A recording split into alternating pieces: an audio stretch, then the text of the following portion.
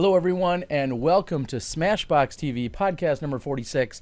I'm your host, Terry Miller, the Disc Golf Guy, joined, of course, in studio in Milwaukee, Wisconsin, is Jonny V. And Jonny, any minute now, we're going to have a few travelers. We will. We got Shasta and Zoe coming in from, I believe, Portland is where, at least... They were 2 days ago, anyway. Yeah, they were in Portland 2 days ago, and then they were somewhere in, I believe, North Dakota, and then now they're swinging through here. Unsure whether or not they're going to spend the night in SmashBoxx Studios, or if they're going to head down, keep trucking after they stop through here. Is it like Disney World, where you can spend the night in Disney World? This is pretty much just like this that. Is a lot like Disney World down here. It's one room. Yep. You can. I see Epcot Center over there. The light show should be any minute now. That might be your kid turning off the lights off and on or something. It might be. And speaking of kids, hello to my wonderful daughter, who's of course up late, even though she shouldn't be. So yeah, I called you at Hi, Allison. I called you last night, like 9:30. You had some computer issues. Yep. And I hear you talking to your daughter. Like, oh hey, she's just getting started. Make sure to brush your teeth, sweetie. You got to do this and that. She's just getting started. 9:30 is an early night for my 6-year-old. Yeah. My kids have been in bed since 8. Yeah, not it's so nice. much. This helps me out though, because this forces me to get them to bed by 8, so I have time to prep for the show. So, well, you're making my kids have a good night's sleep. Well, my kids, like I said, I think are night owls like myself. So maybe if I really get on it, I should get her editing. That's what I should do. If you think about it, that's one of my. There's no child labor laws when it comes to your own children. Perfect. Well, that's exactly what I like to hear. I'm not sure, why is no one seeing anything is what everyone's talking about. Take the lens cover off. Anyone seeing anything? Try refreshing. If you see it, try refreshing, because every once in a while... there you go. Apparently that F5 key might do it for you. Yeah, the F5. Or hit refresh, that little... Yeah, I've noticed, I think it's the new YouTube... that when we go live, it doesn't always kick in, and I had to refresh real quick to make sure everything was coming up. So I don't know if it's a YouTube issue or what, but as soon as you hit refresh, everything comes up. You can hear us, you can see us. We are rocking and rolling. Yes, so, and of course, as always, you can click on the little gear on the bottom right-hand corner, and you could push us all the way up to 720p. You can. Which is what we will... is there an audio version of increasing the quality? There is not on their end. There is on our end. I could bump up our audio. I think we push out 96 kilobits. I could go up to 128 or something even more high fidelity, but we don't bother. Huh. Well, we've never heard a complaint regarding our audio edition, have we? No. 45 episodes or so, 46, something like that. No.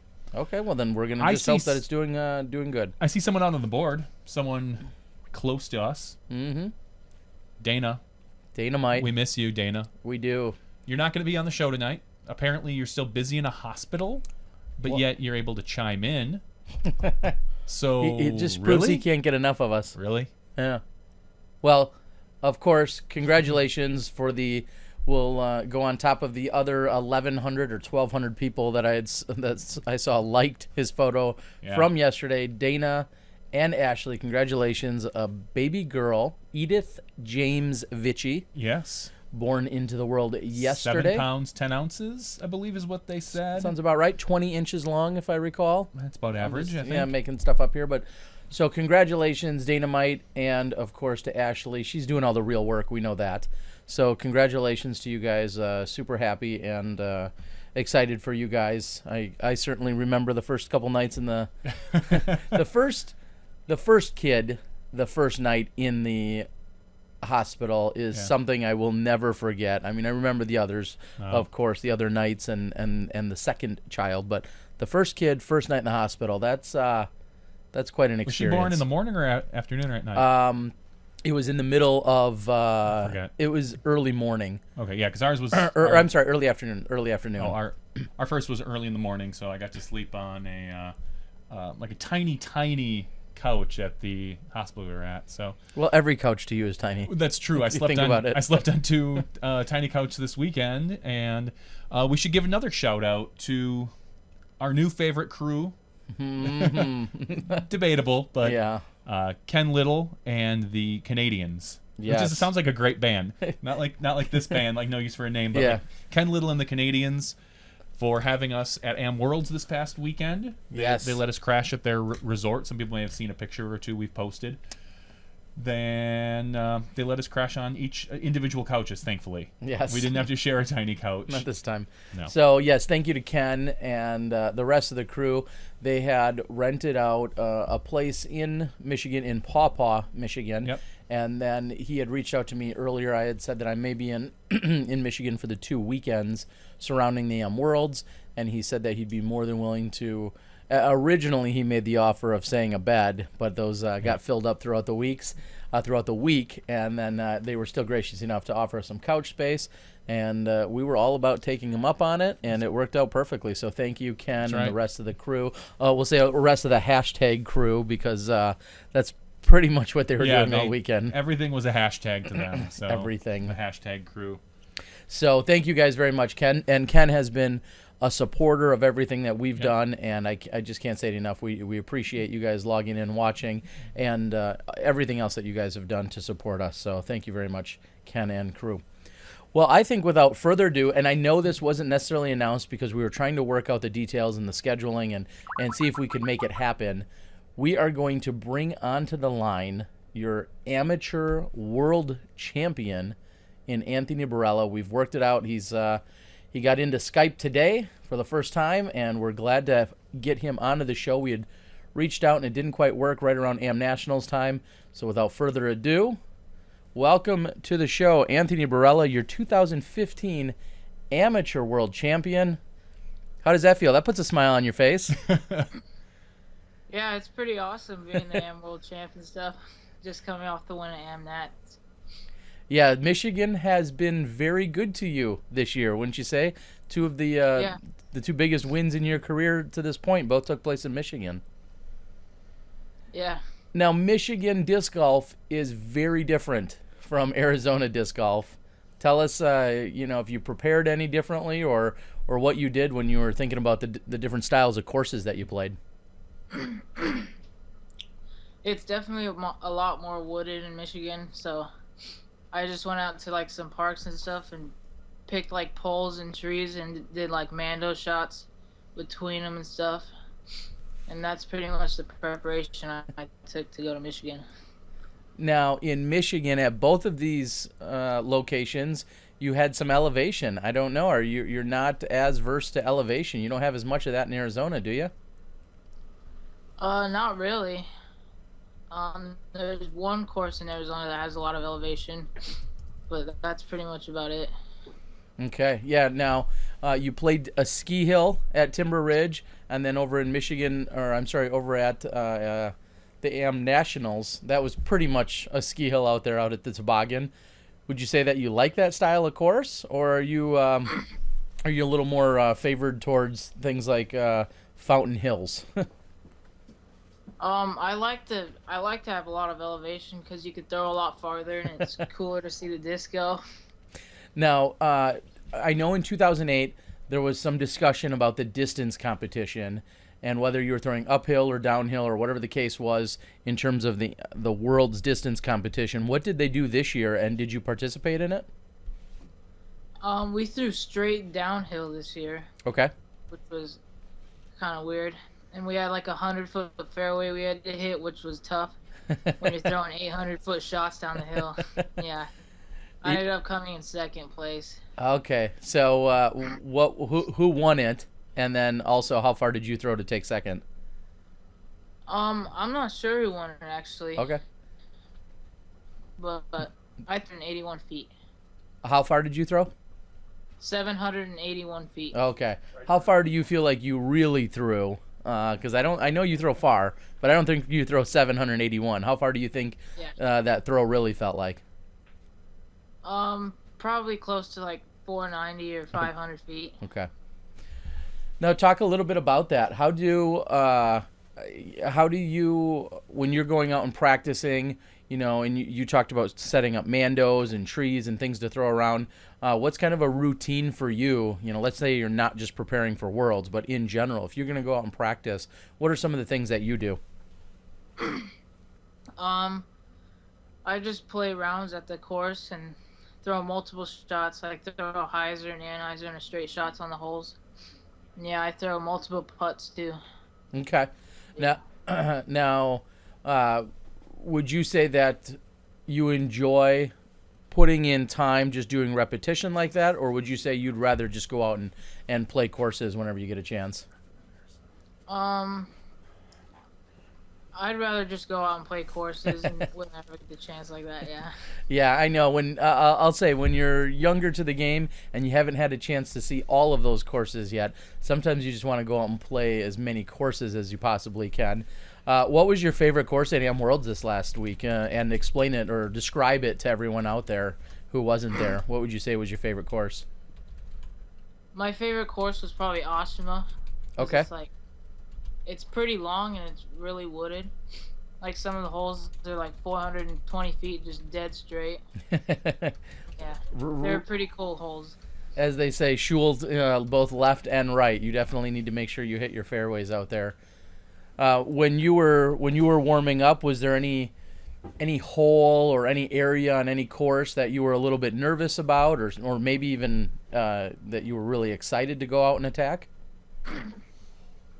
At Spinsky's, the finishing holes of that course were pretty tough, so I was pretty nervous about that. And at Myers, I was pretty excited about some of the longer holes because they're only 420 feet and they're par 4, so they're only 420 feet. I mean, well, kids these days, I know. Johnny. Well, yeah, him and Isaac had no problem reaching those. Talk a little bit about Spinsky's, because there was a lot of conversation out there. Some people saw some of the pictures, whether it was the original course or the other one. Just talk a little bit about Spinsky's and kind of your impression of it. I thought it was okay. It was super tight, and if you got off the fairway, you pretty much had to pitch out. And yeah, for the most part, the fairways were really tight, and yeah. And now that was a newer course, correct? Is that why we saw some of things were maybe not quite as wide as they probably wanted them to be? Yeah. Okay. So now I clarified with you a little earlier that you are not going to Pro Worlds, which some people are doing in just a few days, like myself. You're not going to Pro Worlds. If I could, I'd give you my spot. You're going to perform way better than I would. I know that. Yeah. But was that just kind of a decision that or could you not sign up earlier, or did they save any spots? I know there's people asking about that. I just wasn't really expecting to go to Pro Worlds. Okay. We just went to Am Worlds, and that's about it. But Okay. next year we'll go to Pro Worlds for sure. Okay. Yeah. So I suppose he's got to schedule that with mom and dad or whatever, and get all those schedules coordinated, time off and things like that. So I was doing a little research earlier just to confirm. On the leader card here at the 2015 Worlds in the Advanced Division, we had Isaac at 14, you at the age of 15, and Gavin at the age of 17. Is that did I do the math right? Does that sound right? Yeah, Gavin's 17. And then Mark, what was he? Wasn't he the old man at like 37 or something like that? Yeah. Yeah, he's I see him on some of the web boards. His actual username is 1978, the year of his birth. So he was kind of posting around on there about how it was fun to play with the young kids. Yeah, what did you think? Did it ever cross your mind at any point that you or any of those competitors that maybe the 16 and under or the 19 and under titles, did those ever even cross your mind whatsoever? Back in 2013, I played in 13 and under, and 2012, I came in third in 2012. Okay. And then I won in 2013. So after that, I just kind of moved up. Sure. Yeah. And so obviously, Am Nationals champ and Worlds champ. Here on out, every single tournament is going to be professional. Is that correct? Yeah. Okay. So there's no doubt about that. And do you know if the same is true of, say, Gavin and Isaac? I think Isaac's gonna go back and play Am Nats and Am Worlds again. Okay. But he'll be playing all pro tournaments besides those two. Oh wow. Okay. So and him and Gavin actually are kind of close to Johnny V and I. They live within about 2 hours, so I'm sure we'll be seeing them more. Great. Yeah, that's all we need. Yeah, exactly. What would you say? I mean, obviously you won. It was it was amazing. Talk about some of your other memories from the week. What else really stands out for other memories? Just hanging out with all the junior team members during the week. We pretty much hung out every night after the rounds, and I had a lot of fun over there with them. Yeah, your definition of fun, along with the other junior team members, is probably a little different than we'll say at Pro Worlds. But what were some of the the things you guys did? Did I see you guys at our what were some of the kinds of things that you guys went out and did? We went and had dinner and stuff, and then we went to like this Airway Fun Center thing with all these games and stuff, which was pretty fun. And then we just played out in the field in our hotel, like playing catch and stuff. Now, I know you guys are pretty young and limber and whatnot, and it takes a lot to tire you out, but do you ever think when you're out there running around, chasing around discs or doing whatever, does it ever cross your mind that, I got to be a little extra careful this week? I'm trying to play for the title?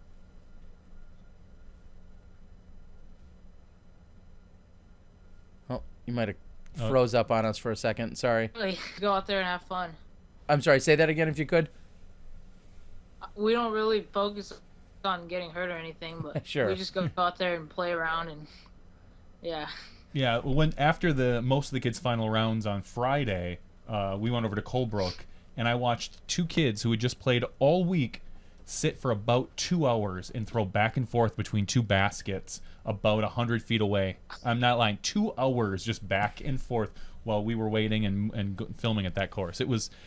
All I kept thinking is to be young again. Yeah, you're not thinking too much about any other adult world problems or anything else out there. Tomorrow I'm not going to be able to lift my arm above my head or things like that. No. So you guys got to do a bunch of other things, and now I know you talked about it earlier, but Nate Sexton was around. Paul Macbeth was around. Talk a little bit about what that means when some of those guys are around and they didn't just watch you all week. They watched a bunch of different junior and different divisions. Talk a little bit about that. Yeah, they hung around the whole week. They're very supportive for all of us. They cheered us all on in every division, and we had a lot of fun with them too. They pretty much hung out with us every night as well. And yeah, they were there the whole week. And then I was there on Saturday morning, and I ran into Paul, and we were watching you guys play over at Vicksburg. And I said something to Paul about, it's looking pretty good, like an Innova person is going to win. It was obviously you and Isaac were tied at the time. This is in the morning. And I said, that's got to be exciting for you, Innova, and so on. And he said that he wasn't going to be there during the final 9. What was going on with that? He had to go back to Boston because his flight was leaving like right after the finals, so they had like a 2-hour drive to Detroit, and yeah, he had to go pick up his trailer. Yeah, but he was super supportive. He watched the live scoring, and right after he called me and congratulated me and stuff. That's pretty cool. Do you think there would have been any more nerves had Paul hung around with you, or do you think it kind of probably would have gone down the same way as far as your attitude and how you react? It probably would have gone down the same way because there's just so many people there, and I was already so nervous and stuff. Really? Yeah. You were nervous? Yeah. I'll say this. You didn't look it. No. We got to see... for those of you who haven't played with Isaac, and I'm sure you can kind of attest to this, he doesn't stop moving ever. Yeah, ever. He never sits down. Yeah, I guess he's a runner and things like that, and he just has a ton of energy. At Timber Ridge, he was running up and down the fairways, and if you know those fairways, for people who don't know the fairways, 700 feet up and down hills. Yeah, and you are just kind of sitting there, calm, cool, just being Anthony, and Isaac was being Isaac, so. Yeah, I can. Very different approaches. Yeah, you didn't look. Certainly. You didn't look nervous. Let's put it that way. No, I would have never guessed that you were nervous whatsoever. When Paul left, again, he was there watching so much of it. When he left to him and Nate, what did he say to you? He just told me good luck, and he said they were gonna go get some Chipotle, and they were rubbing it in my face and stuff. So that was pretty funny. All right, and I know I asked you this in the video blog that I did with you, but you also now have a title that Paul Macbeth will never have. Paul Macbeth came up short. I ran Am Worlds in 2007, and he lost. He definitely lost, and you got it done. How does that feel? That feels pretty good. Feels like I kind of got a head start on him. So. Now, what do you say? Everybody talks about your form that has some similarities. You have a little bit of the look that he does. You have a little bit of the. You certainly have some of the attire and the professionalism, which I think everybody should appreciate. What do you say to all those people that say that you look like a mini Macbeth, or you look like you're following in his footsteps? I think that they're right. I mean, if you want to be the best, you gotta try to, be like the best to get there. So. Yeah. I would agree with that. Now, are those all your own shirts, or did he grow out of those and hand those to you? Yeah, he grew out of them. All right. I mean, he's always been a sharp dresser, and we can see that you're following suit out there on the course. What does it mean to you and to Innova? I mean, it used to be, and I'm going to date myself a little bit, you used to have to win Worlds and then you got sponsored, but that doesn't happen anymore with all of you superstars. What does it mean for you and Innova and everyone else in terms of getting this world title? It's awesome. I mean, Innova supported me through the whole way, and they've helped me out with discs and stuff, and they put me out there, so yeah. Yeah, they've got to be excited. Now, you've got a world championship under your belt. Are they giving you a world champion disc? Are they putting a name on a disc for you yet? I don't know. Well, maybe soon. You're an amateur world champion, so maybe ask for a mini. Yeah. Yeah. You're kind of a small guy anyway, so. Yeah, I would get Jonathan Poole or Sam Farron's, great guys, as you know, get them on the phone and start making your demand. No, I'm just kidding. That's pretty cool. How long have they been supporting you? Since about 2013, late 2013, early 2014. Okay. So yeah. Well, very cool. Is there anything else you want to share with the world? I mean, what was it like when you got home and you started interacting with other friends and other family, maybe people that weren't at the tournament itself? What was that like for you? It was pretty cool. I walked up to the local league I usually go to, and everyone started clapping, which was pretty cool. So yeah. That's huge awesome. Support from Arizona. Yeah, I saw Keith Murray. I saw Pete Ulibarri. So many of those other people. Some of the people that we know from Arizona that obviously know you as well. Everybody has said the nicest things, and you made an entire state very proud by bringing that title back there. That's for sure. Do you have any other significant influences? Who would you say was helping you out the most? I know Paul's been a mentor in a lot of ways, but what about from your local area? Is there any other players or clubs or anything else that's been really helpful to you along the way? Yeah, my local club, the Emerald Club, has been putting on leagues that I've been going to forever, and the Desert Flyers has been super supportive and stuff, like running doubles events for me and stuff. Wow, so, yeah. That's awesome. So what's give us what's next? You're not playing in Pro Worlds in a couple weeks. When's going to be your first pro tournament as a world champ? When's that going to be? I think the first big pro tournament will be the Memorial. Okay. So yeah. But you'll play pro and other B and C tiers and whatnot until then. Is that it? Yeah. When do you go back to school? August 12th. August 12th. Wow, August 12th. That's a long school year. Most kids don't go back till after Memorial Day, or after, Memorial Day, right? Labor Day. Labor Day. Yeah. I always confuse the two. Yeah, after Labor Day. Yeah. Okay, so yeah. Summer's almost over. So your summer's almost over. Will anyone at school treat you differently, or will people know and understand? Is disc golf big enough there that people will have an idea that you're coming back as a world champ? Some of my friends will know, they've been like keeping track of me and stuff. Because I've taken them out to like a course. It's like almost on the school grounds. You could walk to it after school. So I've taught some of them how to play and stuff. Okay. One of the final questions before we go, I've got to ask: was there any specific memory within the finals, either when you took an extra deep breath, or you took it all in and you realized what was going on, other than your winning putt? Was there anything else during the finals out at that mountain, or when Isaac did something like make one of those huge putts?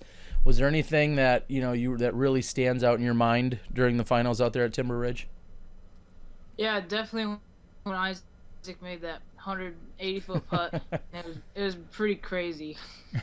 It was. Yeah. And then seconds later, I mean, you didn't hesitate at all. You were about 6 feet in front of him, and you lined it up. You went through all of your routine, and I told Jonny this. I said, lightning's not going to strike twice. That was an amazing shot. And then you were dead center, front of the basket, about 3 inches low. Did you think that you had it when you released it? Did you think it was in? Yeah, I thought it was going in, but I don't know. It just didn't really get the float that I needed to, and just came up a little short. Well, it was a great run, and it was just an amazing battle. I think I know I said to people when I put the video together that if they want to compare battles, and you talk about your Wysocki's and your Macbeths, or any just good battle, your Kennys, Barrys, whatever, you guys went at a professional. And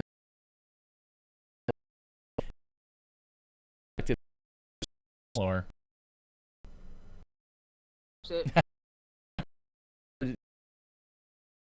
Really. Okay.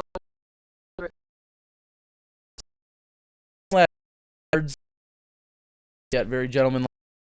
2 4 weeks.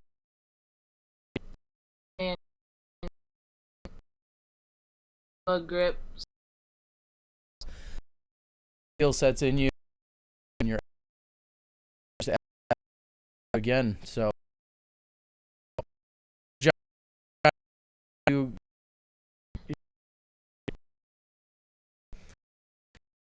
as we were there,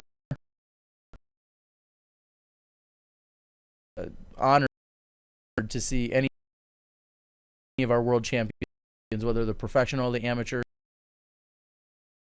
In fact, this week, while we were in Kalamazoo, very first world champion crowned of the week. That was Linda Vaughn. That's as many rounds as they had played. She was the advanced senior grandmaster women's champion, now 2-time. So I got to see her put in her final putt, and I did an interview with her, which you'll see in a video blog. And then obviously being there to the bitter end, we got to see Anthony crowned. And I think there were 16 total champions, and to see the first and the last were definitely something special. And I saw a few others sprinkled in there in between. That's pretty cool.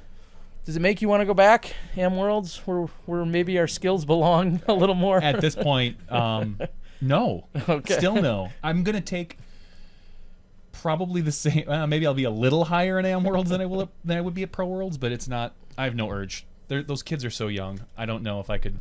I don't know if I could deal with Isaac. Just the amount of energy he has. Yes, That's yes. He makes you tired almost just watching him. Like I said, when he ran down, I particularly remember the third hole of the playoffs. He ran down about 450 to 500 feet straight down the fairway, and I said, "Hey, buddy, you can relax.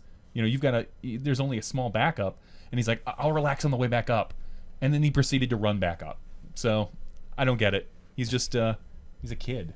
Yeah. They're all kids. He is 14, 15, and 17-year-old, all represented on that leader card at Am Worlds. Pretty amazing stuff. And, of course, again, congratulations, not just to Anthony, but to all of the competitors that found their way to Michigan. Just competing and being present at Am Worlds is an experience in itself. And then to be crowned one of those 16 champions, even that much cooler. So, congratulations. Well, Jonny, in the last few minutes, we've had some very special guests step inside the Smashbox. Oh. Clearly our highest profile players to ever join us right here in studio. In studio, yeah. Yeah, there's Other no than doubt. us. Well, yeah, yeah. Other than us.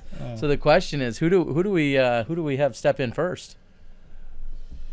I don't know. Who wants to come in first? Probably me. All right. All right. All right. I'm gonna get up here. We're gonna let Zoe sit in. Okay. And It'll be easy. without, Do I put on the yeah, you got to get cool You and can. I mean, you'll enjoy it. Joining us here tonight via Bismarck, North Dakota, Oh yeah. just North 24 hours ago, we have our favorite Smashy correspondent, Zoe Andyke. Zoe, good Hi. evening. You're going to talk right into that yeah. one, I think. This is so fun to be in the studio. Hi. It's pretty glamorous. I know, it's amazing. All the things you can see from here. Like basement walls and lights and cameras. No, we've been very privileged to be able to kind of take our set on the road to a few of the national tour events. And if we have all the basics and the equipment, we're able to make it happen. And when we're not doing that, we're right here pretty much every single Tuesday. I like it. This is where the fun happens. Wow, it's so cool to just be done driving for the day. Yes. Shasta and I have been averaging 750 miles a day. Wow. Yeah, actually it's like always within 10 miles of that. 740, 762.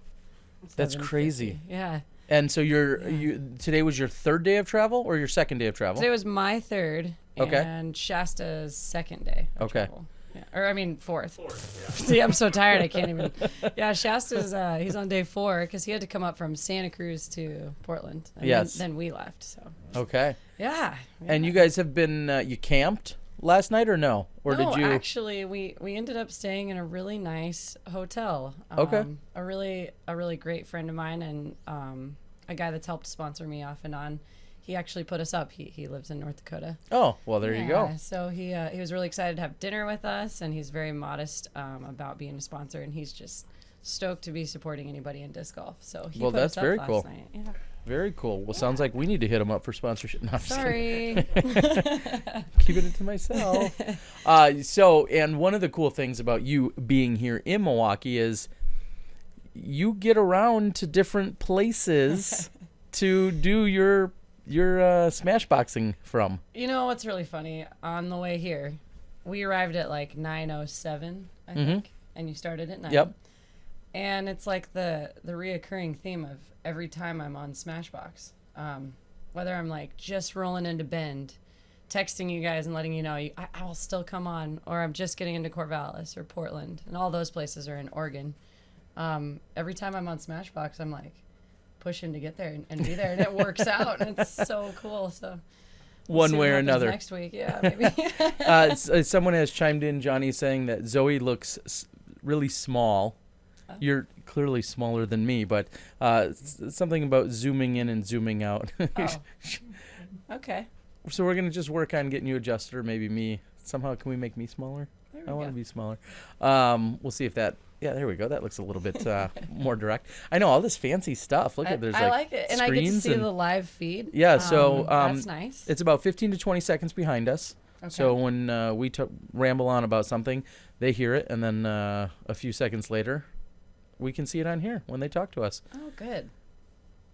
Yeah. Anyways, we'll talk about some of the questions that will come in when we have open question time. A lot of times do you see at home normally the chatter that's taking place, or are you on a screen that doesn't necessarily allow that? No, I'm normally on Skype, and I shut off everything else behind, all the other open applications, and so I'm really just talking to you and Johnny, and You're getting to zero. Later on when I watch it, I'm like, oh wow, I wish I could have answered that, but I didn't see it. Yeah, and in fact, I was just talking to Johnny earlier, and he said that there's a few more enhancements that are coming along with some of the live streaming featured here on YouTube, one of which will be that the comments will be saved. Okay. So right now, YouTube by their own account on purpose actually hides, if there's 1,000 comments that happened during our show tonight, as soon as our stream is done, YouTube hides those, and they're just gone. So it's one of the things in the future they're going to do is actually keep those available so people could go back and read them. Now, it might be weird to read them out of context or out of the the time of when you're listening, but Yeah. they've got options. Options are good. Donald out there is talking about if a female wins the amateur women's division, does she have to move up to the next division, considering she beat the rest of the field by 30 shots? Now, I'll ask you, do you know Jessica Hill I don't by any know chance? her, actually. Okay. But great job. Yeah, by the way. she just, for lack of a better term, she blew the field out. blew the field away. I don't want to say destroyed them. She was Okay. very, very competitive and had she was on her game, and she's obviously a solid player. Oh, yeah. And she just kind of ran away with it. And as I told her, it's not really fair to say it, but when you dominate, I think that's a good word, when you dominate your division at a place like Worlds, there's kind of less of a storyline there other than your domination. So like we're seeing Anthony and Isaac go stroke for stroke, back and forth.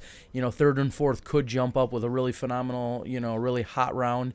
But when someone's 7 strokes, then 14, then 8, and then she just keeps building on that lead, it's not that we don't want to give her kudos. It's just there's less of a less drama there, less of a story. So I scolded her. I told her after she won, I said, You're can't win. Yeah, you can't win by this many because you won't get as much coverage. But it's still pretty cool to see. So congratulations. Yeah. I think she's been dabbling in the pro division and declined cash. Good. And now it's time. Certainly it's time to move up and expand your skill sets and your competition level to be much stronger. But a few things certainly to be said and learned by our viewers is sticking around and winning in your division. Those are important things. I've known a few players over time that may have thought they moved up too early or too late. Too late, though, is really I think it's a personal thing. It's a comfortability factor.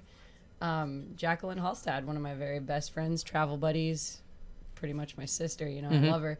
She stayed in AM for quite a while, but I see all the positive specs, and I think that her goal intention was set before she knew how fast she was going to get better. So maybe this kind of thing can happen, which is great problems to have, right? Yeah, exactly. Well, I think exactly to what you're saying is, I think just because if you go out and win a B tier or a C tier and you win it by 3 and there's 22 people in your division, I don't think that instantly means, hey, let's move up. No. You need to learn how to win. And Exactly. I think that should be a title of a book, but Learn if to it's not, win. learn to win, because you may have just had a great day and you won. So you put 2 good rounds together. The question is that a fluke? Can you do that? Can you do it again? Could you do it again? Would you get inside your own head? Well, do you know how to? You got to learn to win. Yeah, I feel like I wish I would have actually hung out in the AM division a little bit longer. Certainly stoked and proud about all the success and where I'm at, but I don't think I won very much. It was a couple of times, and then I was like, man, I'm ready. I need more. But that's the competitive Zoe, needing to grow my skill set. Sure. So we're all at different places, and I'm looking forward to seeing her on some cards in my division now. Well, and I'm not going to get into the whole argument about sandbagging or not. I have beat it to death here on our very podcast that if you are playing within the division that your rating allows, I'm cool with it. Totally. And I will always say that. I am totally cool with it. Of course, if you want to move up, sure, great. But if you don't, I don't have a problem with that. So I'm going to leave it at that. That was a very lengthy podcast night where I got all worked up. Well, yeah, and I think we can just put this one to rest with, man, she did great, and I am sending out that motivation that she's coming up to play with me. Yes, there you go. I didn't look. I'm not sure if she has any intention of Pro Worlds. I don't think so. I didn't look. I always wonder, I see one of her fans, Donald, is talking about how she's a dedicated player and competes with most men in Jacksonville, Florida. All right. I'm not sure, though, if she had any plans. I know one of the challenges this year, and this, again, goes back to years ago, it used to be you could win AM Worlds, and then somehow if either your schedule and or your money allowed it, it was just assumed that you had an open invite into Pro Worlds. Yeah. Many years ago. And now with Pro Worlds selling out basically in a day and some of these events becoming tougher and tougher to get into, I'm not sure that that's always allotted. But right. Well, Colleen Thompson did that in 2013. I thought that was actually how I met her. And Okay. I thought, how cool is that? However, I think she had some sponsors, and it was still just on the borderline of where women could squeeze in, which Sure. isn't really the case anymore at all. No. So let's talk about that. Here you are. You're en route to Pro Worlds, of course. How many women do you know? It's the largest field actually ever, 48, or ever that I've played in, and Okay. I believe to this up to date, because 40 was the largest for Pro Worlds last year. Okay. So we've got 48 women. That's exciting. Dare I ask, are there any notables that are absent for any reason? They didn't get in or any other reason? Are there any notables that you can think of that you didn't recall seeing on the list? And I'll admit, I haven't looked at the I was list going to say, recently. I got to be honest, in the last few days, I've just been driving in travel mode. Sure. And really, you guys kind of know from recent podcasts, I've been a little checked out on the disc Sure, golf front, sure. even though I'm still paying attention and here and there. I haven't looked at the list. There's certainly always about a handful of 5 females that I wish were competing more. But Okay. I think the list is looking pretty solid. Yeah. And there are new faces on there and some locals, which I got to take a second. We've talked about this before on the show.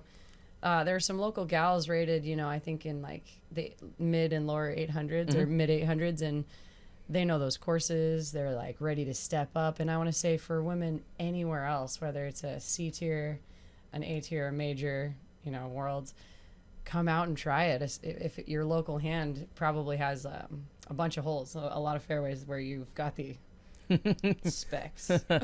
You've got it dialed in, maybe. So yeah, I mean, I think that those ladies, I'm really excited, to be able to play with them and even learn from them on their courses, and they're coming out, and I think it's awesome. I think it's what should be happening. So It seems like the Northwest, out in your area, and maybe some parts of Texas seem to be like 2 of the bigger hotbeds for women's disc golf. yes. Is there any other hotbeds that we Well, isn't Michigan? Michigan Michigan's has a pretty big big. event. I think other than their big events, I don't know if they have a really powerful scene on a week in and okay. week out basis. Definitely the regular other super power hub is Texas, and I got a shout out to Stephanie, Vincent, Christy, all those people down there, Des especially. They're on the front lines and they're the leaders making it happen. And I think that with Portland and the women of DGOD especially, and then Arizona, I think has kind of a regular scene, maybe not as big, but Texas, WTF, women throwing frisbees, Yes. is really the name of what WTF stands for. That's a huge hot spot for women to be playing all the time. I support their program a lot, and they actually intermingle and support our program. When we had Paige and Madison and Ragna and Sarah do that clinic for the women of DGOD, the women of Texas, WTF, helped sponsor being able to pay our pros. Okay. So that was amazing for them to do for us, or women of DGOD. And speaking of clinics, sometimes at Pro Worlds you see clinics put on, and then sometimes you won't because they're thinking, well, our top pros are here, and kind of depends on the amateur scene around there if a clinic is going to be useful. Just asked on the board if Sean had asked if there's going to be any clinics that you know of at Worlds. Are you involved with any, or do you know of anyone else that's going to be doing any form of clinics of any kind before, during, after? As far as like organized through the PDGA, Sure. Yep. I haven't actually seen them do their regular posting for a clinic. I also don't know of Stokely or myself doing anything in particular. Okay.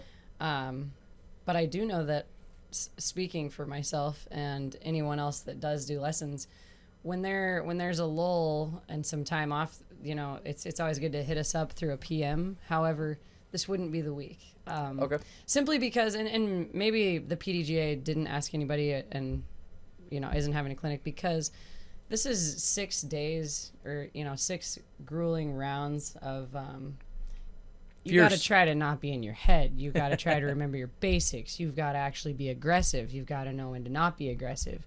You got to block out all the other things and the bad breaks. Know which course to go to, You have to even eat if it's your and birthday. Feed yourself. You have to go to sleep sometimes, and you don't want to. You want to have fun and tell everybody, great job. So, I mean, it's really hard to take your attention off of yourself during the World Championships. I know myself, I've suffered from trying to balance more than just the worlds during that week. Are you telling me you've been too social? Is that what you're telling me? Sometimes I can do things kind of like that. Yes, it's a whirlwind of a week, and that's where I'll personally say I'm glad I don't worry about my play. I don't need to worry about that.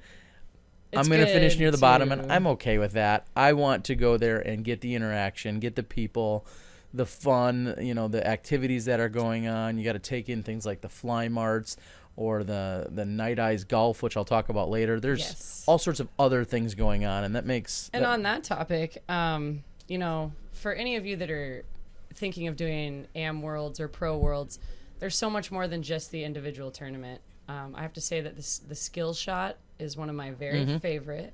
Yes. And it really rewards you at a world champion class level for knowing how to manipulate and maneuver a Frisbee in all shapes and forms. This is like pro being showcased, those kinds of things, Well, who has the most skill. And exactly, the skill shot, the edge skill shot competition, it also, besides crowning a champion and highlights those, it also shows you where your weaknesses are. Yes, and definitely. I think that's one of the biggest takeaways from doing the skill shot competition is, it tells you you're going to throw an obstructed putt from one knee, or you're going to throw an obstructed shot from 250, or you have to throw a forehand roller from 200 feet or whatever. Right. There's approximately 40 to 50 different shots you have to perform, and they all have certain criteria to them. And if you can see when you and your three buddies, nobody can get within a 30-foot circle. Yeah, you're like, oh, maybe I need to start working on this because I could be in this scenario, and that's why we have more skills.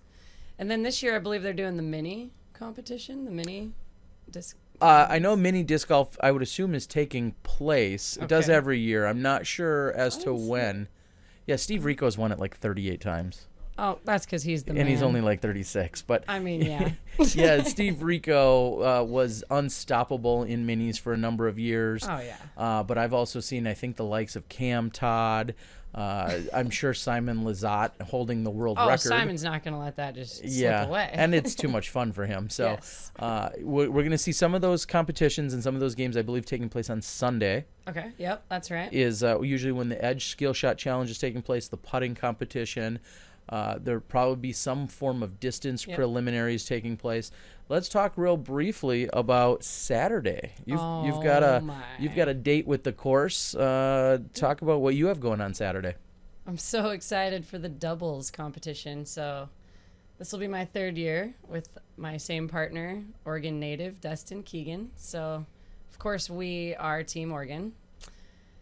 And actually I just had some shirts mailed here to your house that I got to pick up. There are really awesome outfits that Miles from Paragon printed for us. A great sponsor of both SmashBoxxTV, Zoe, and myself. Whoop, whoop. So thank you, Miles. Let's go ahead and show these off. I gotta give a little bit of a story. Yeah, it's real short. Set this up. So each year, Dustin and I have had these two cartoon characters on our left sleeve, Pinky and the Brain. Okay. They're lab rats. Yep. I hope you guys have watched Pinky and the Brain, but if you haven't, what do they try to do every day? Take over the world. So one day when I was, planning our first year's outfit for 2013 Worlds in Indiana, I thought, wow, we really ought to have something like Pinky and the Brain on our sleeves so we can take over the world. Yeah, duh. So that happened 2 years in a row. Uh-huh. And then this year it was just, we were in Santa Cruz for Masters Cup. There's this store that we were shopping at. It's like the worst place for someone like me to go because it's like the sock store. I wanted to spend like $1,000 on socks. I had every kind of sock you'd ever dream of and that I never thought of. Bought all these presents and then I saw these Wonder Woman socks with capes on the socks. Uh-huh. And then I found some Superman ones and all these other and so on and so forth. And I said, hey, Dustin, because he's with me, you want to be Wonder Woman and Superman, for Worlds? And he's like, yeah.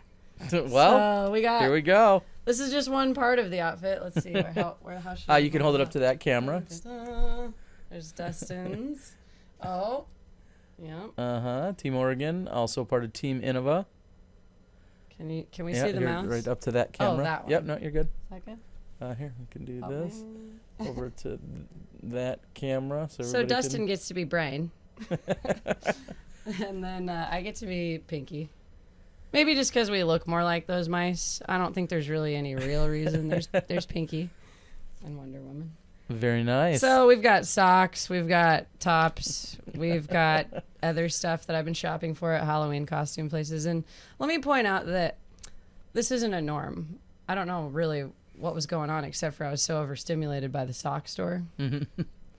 And I thought, how fun, because the doubles is so special. It's a time when you get to be with your favorite male or female partner in disc golf, or somebody that you maybe don't even know or ever played with. But you could pick up a random. Yeah, we've got a few of those. I think Shasta will get to tell you who his awesome random partner is, and they're going to be great.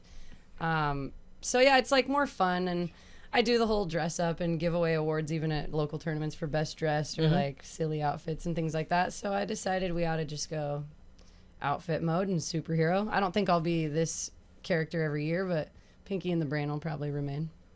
Let's check your play. I mean, if you come back with a title, it would be kind of silly not to repeat. So, and I mean, we're going to continue to try to take over the world at doubles. Yeah. And disc golf. Where are you going to be playing? Oh, that is at Deer Lakes. Yeah, Deer Lakes. Just looked at that today, actually. I've never played there yet, so. Okay. Getting into town tomorrow night. We're hoping to just stretch our legs in the evening and, maybe putt a little, throw a little back and forth catch. Then we have Thursday to check out a course, which I'm sure Deer Lakes will be on that list. And then Friday, then we get started. Sunday, I'm actually not doing field events this year. Okay. Just because I knew I would be rushing out here and I would need a little more time. So while Shasta's doing some field events and whoever else in my car, I'm probably going to go practice another course so that by Monday, I'm hoping to not need to go to a course, or else I have time to check out the one that was giving me trouble. Okay. Yeah. So that's my plan of attack. Kind of be able to relax a little bit. I think we'll see that on Monday. A lot of people are going to be, as you said, just kind of finishing touches, maybe walking a few extra holes or throwing a couple shots here and there. Yeah. It's good to have that day of rest and just get all that serious pressure off, because it's a week of pressure, so props to those people who had the time and could actually take Monday off. I hope to. I think I'm going to take Monday off. Oh, good. Yeah. Yeah. I'm going to do something I've never done before, and I'm just going to play all of the courses blind. Oh my gosh. How Doesn't do you that sound think that's like going to work? It's going to be great, and here's why.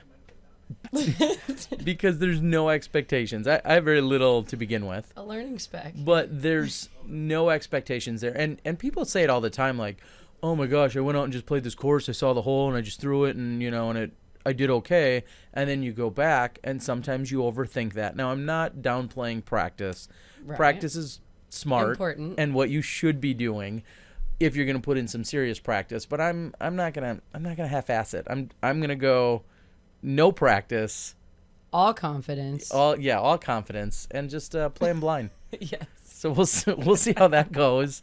We'll have to reconvene on that idea. Yeah, we'll have all kinds of time to check in about it. Yeah. So that's good. Yeah, I'm not holding my breath, but whatever. It should be fun. This is going to be my 20th Worlds in a row. Goodness. Competing. Wow. And I'm just looking forward to it. I've had a lot of fun at all of them. They've all been great for all different reasons. But this will be my 20th in a row, and back in Pennsylvania. This will be the second time I've been there. 2005.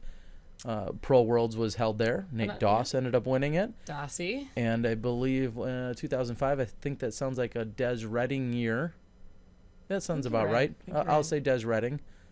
2004 was Brigida. So, yeah, super exciting. Yeah. And this is actually, I've played Moraine and I've played Nob Hill, which isn't actually a part of it. Okay. And I originally thought. So after 2013 Worlds, Sarah Hokum, my favorite female on tour, best buddy, travel partner, her and Dawn offered to take me to the Vibram at that time. Okay. It was still the Vibram. And so we stopped and played this. It was an A-tier, the Flying Discs Open. Mm-hmm. And I got to see those courses. So I kind of remember a little bit of Moraine. However, everything changes drastically in 2 years. But this will be my third Worlds consecutive. Okay. And I'm just so excited. I'm excited to see everyone, too, of course. Been off tour for a minute. Yes, you have. Now, I'll ask you, since you're going to practice hard, you're going to get there in another day or two. I'm not. What are your pro tips for me? Play with confidence. Okay. Get to 0. And the 4 goods. Okay. Do you Which have are good again? outfits? Oh, yeah, I've got outfits. Don't you worry. That's including good because you have to start there. Yep. I've got good. Thanks to Miles, I got a couple of shirts done up, so I'll be able to sport a few new shirts Look this week. good then. Look Okay. good. Okay. Then we have the second one, which is feel good. Okay. And that's right here, and it's inside, so you got to be healthy. Okay. No Okay. fast food, no extra grease. Let's just keep it, fruits and vegetables, meat, carbs. And a little sprinkle of Mountain Dew, but go on. I don't know if that makes the list, but okay, we got look It makes good, my we got list. feel good, Uh-huh. play good. So you got to believe in your play. Play Okay. with confidence. Play like you know you're good, and believe in your shots. And then be good. So that's like you want to be a good person all the time. You want to follow rules, and karma will come back to reward you. Be good. That's it. The 4 goods. Well, then I'm good. You're gonna be a world champion, I think. Why are you laughing? I'm not laughing. I'm excited. All right. We'll see. Yeah. Well, and I want to wrap up my talking time with Okay. a few thank yous that are very, very, very important from the beginning of my travels out here all the way till right now. And we'll start in order with Buxton Woods, which is a disc golf course in Oregon. Just Buxton, Oregon, and Kevin Strand is him and his father Chuck are the course owners, and they have a vision, and they have all of the opportunity with the land that they have to create something special for disc golfers where there isn't another course very close, Okay. Well, I mean, we have Hornings Hideout and Stubb Stewart, but this is special. This is a pay-to-play course. It's maintained. It's taken care of, and they're constantly cutting out fairways and new shots and just providing something for an area that doesn't have. And they housed me for 3 or 4 nights, and then Shasta came up from Santa Cruz, and they took care of us, made us an insanely awesome protein barbecue. I mean, we had like ribs, steak, probably some burger, probably some other meats. I mean, Wow. chicken. I mean, it was just like protein after protein serving because they're just trying to get us all ready and strong, I guess. So Chuck, thanks for cooking, and everyone for having us. Berkey is also a really special guy there, and Starnsey does a lot of work on the course. So thanks to those guys, and Dan Brown with Disc Golf or Die, all the women of D-God, sent me off right. Brian in Missoula, Montana, housed both Shasta and I, obviously. We rolled into Montana pretty decent time, probably 10:30 or 11, and Brian had a full guest house ready for Shasta, and he woke up and made us breakfast, Wow. sausage and eggs. So Wow. people like to cook for us, I think. Man, the standards are set pretty high here. Yeah, You're not getting almost- treated nearly that nice here at Smashbox. Oh, this is great. It's very comfortable. This chair is so padded. Then last night, of course, I got to see a very long-term friend of mine and someone I'll know forever, Chris Cheney. I met him up in Alaska, and we had dinner, and what was the name of that town? Bismarck, yeah. Seems Bismarck, to be the I think, is capital. where you said you were stopping. Yep. Yeah. So that place seemed pretty cool for North Dakota. Okay. Yeah, North Dakota first-timer here. And, Oh, wow. Yeah, that was cool. And then you guys, we got to come into the Smashbox. And, Yes, you did. I actually am going to give a pre-thank you to Dana and Ashley. Uh-oh. Dana, have we already talked about the great news? Yes, we did briefly touch Okay. on that. That First thing. yes. Of course. So that's why I didn't see The it. new arrival. Yep. Congratulations to our new little special addition to the disc golf world and the beautiful world. Yep. Edith James Vichy. Yes.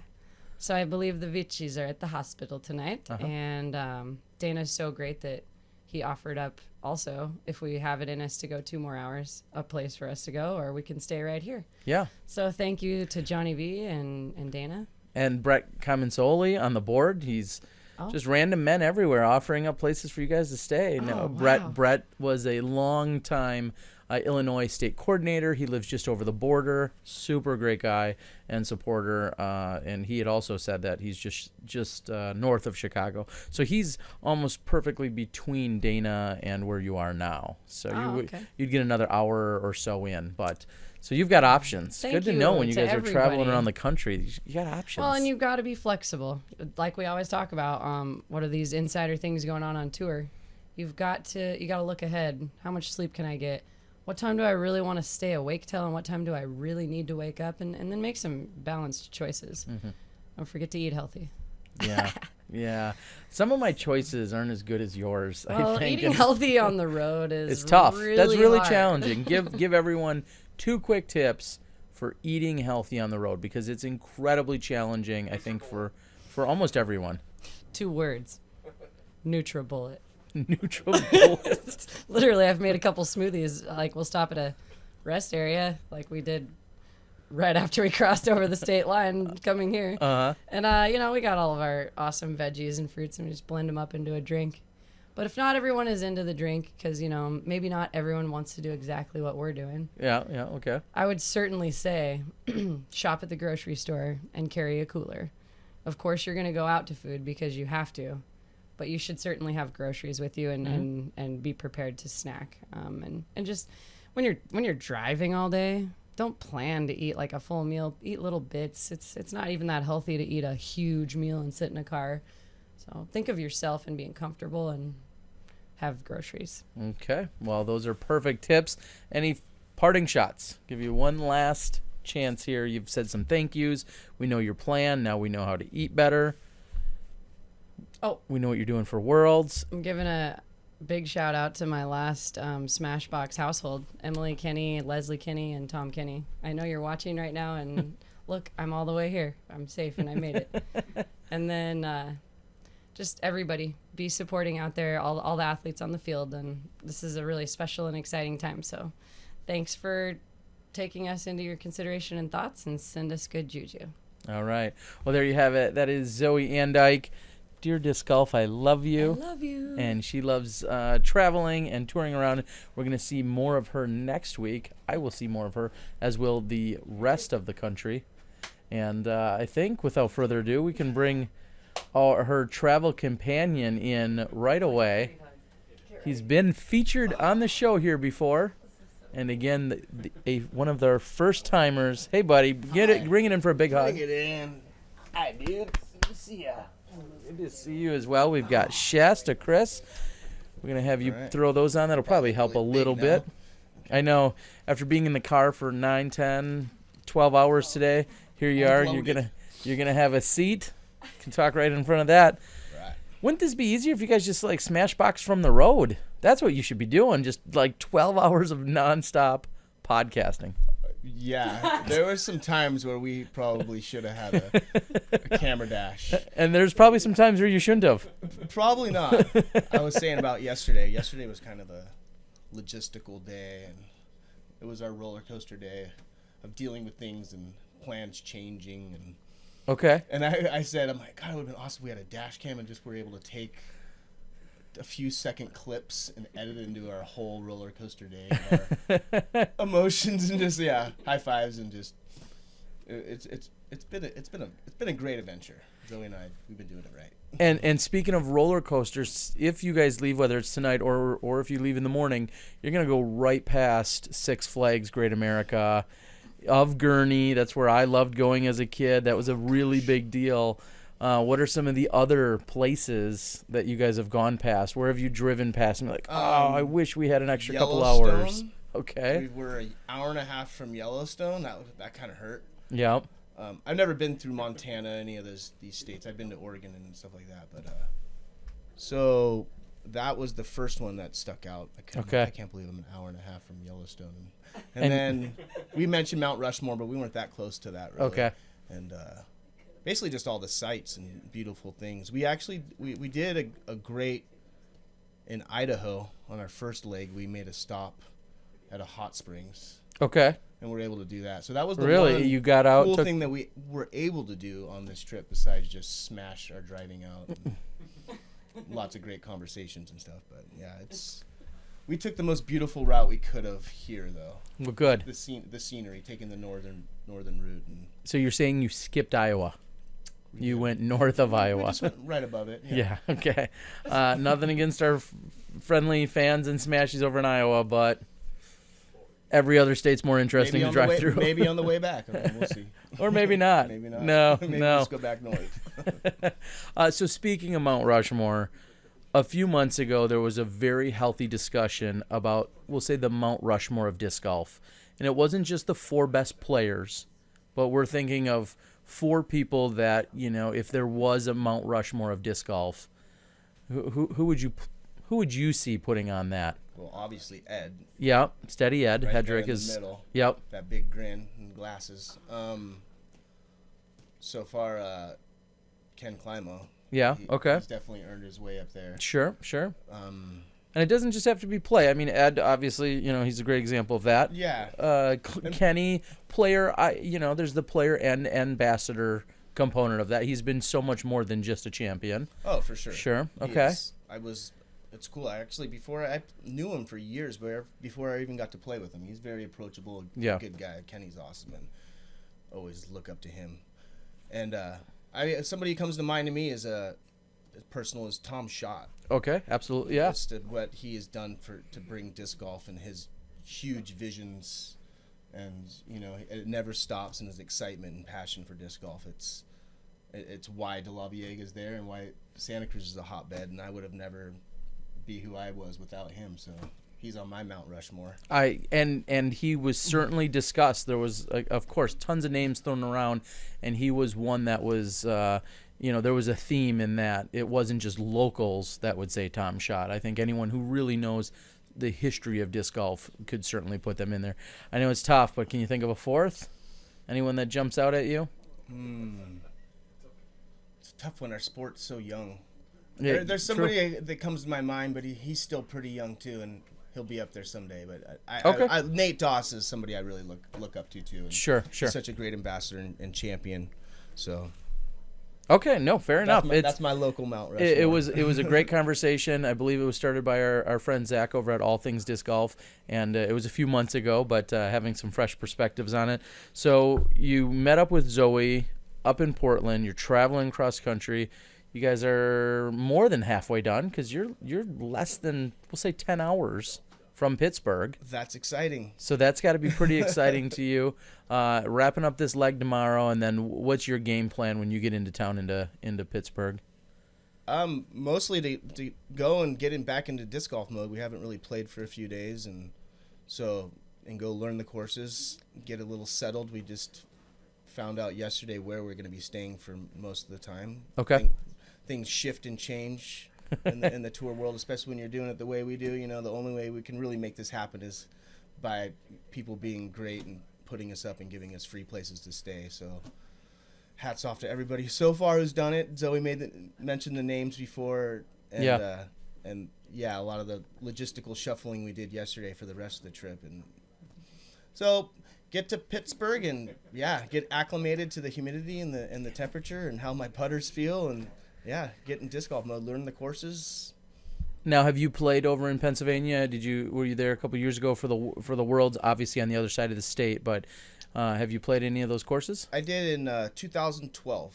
Okay. That was my first real tour away out of state, significant one with multiple tournaments. I played the Charlotte Worlds, and I believe it was the next week was Pittsburgh. And Yep. Okay. Played Moraine, which was one of my favorite courses on the whole tour I played that year, so I'm really excited to go back and play there more. And Nob Hill was the other course we played, which was another cool course. I'm a little sad we're not playing that one, but everybody was talking about how great Deer Lakes is, so I'm really looking forward to scouting that one out. And looks wooded, which is more my style of golf, and elevation change, which I love. And go learn Slippery Rock. Slippery Rock is the other one that I saw in there, which I think you just got to kind of love the name. I don't know if I care how the course is. The idea of Slippery Rock, not that I want to fall on my face or anything, but Slippery Rock just sounds like a cool place to be. It is. I believe there's a university there.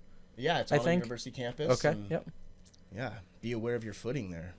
Yeah, exactly. I mean, now if one person has to withdraw due to footing or some kind of injury that takes place out there. I mean, it's going to be like the, face pump, like, duh.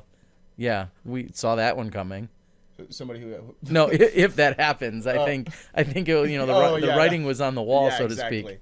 Trisha, who has been communicated with us in some preceding weeks and months. Sorry we didn't have more interaction even, Trisha, but she said that Slippery Rock University is open and capital letters windy. Good. So there we go. It sounds like a good contrast to the other courses they have, so it sounds like it's going to be a good test and challenge for the open division. And I know we get off a little easier, and we only have to learn 3 courses, where I know some of the other divisions have 4. So yeah, that will be a little bit different. Matthew Simpson is on the board saying that at 10 p.m. it's 85 degrees Fahrenheit, 80% humidity.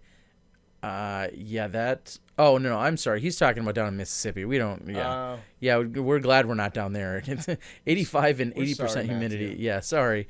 But we're glad we're not going to be down there. Trisha, maybe she can answer on the board, since you haven't played all the courses, nor have I, as to what the best course in Pittsburgh for Worlds is going to be. I'll be interested to see what she says to that. What do you got for us, Trisha? Yeah, I'd like to. She's gonna have a little bias, as she should. She's from there, and a volunteer coordinator and a helper of the Worlds. I'd love to know what she thinks in terms of the courses. Yeah, so I heard great things about Deer Lakes. That's the one that most people. When I was there in 2012, everybody's like, you have to go play Deer Lakes. Have you played Deer Lakes yet? And that's one of the hard things about touring around and being in a place for a limited amount of time. You don't really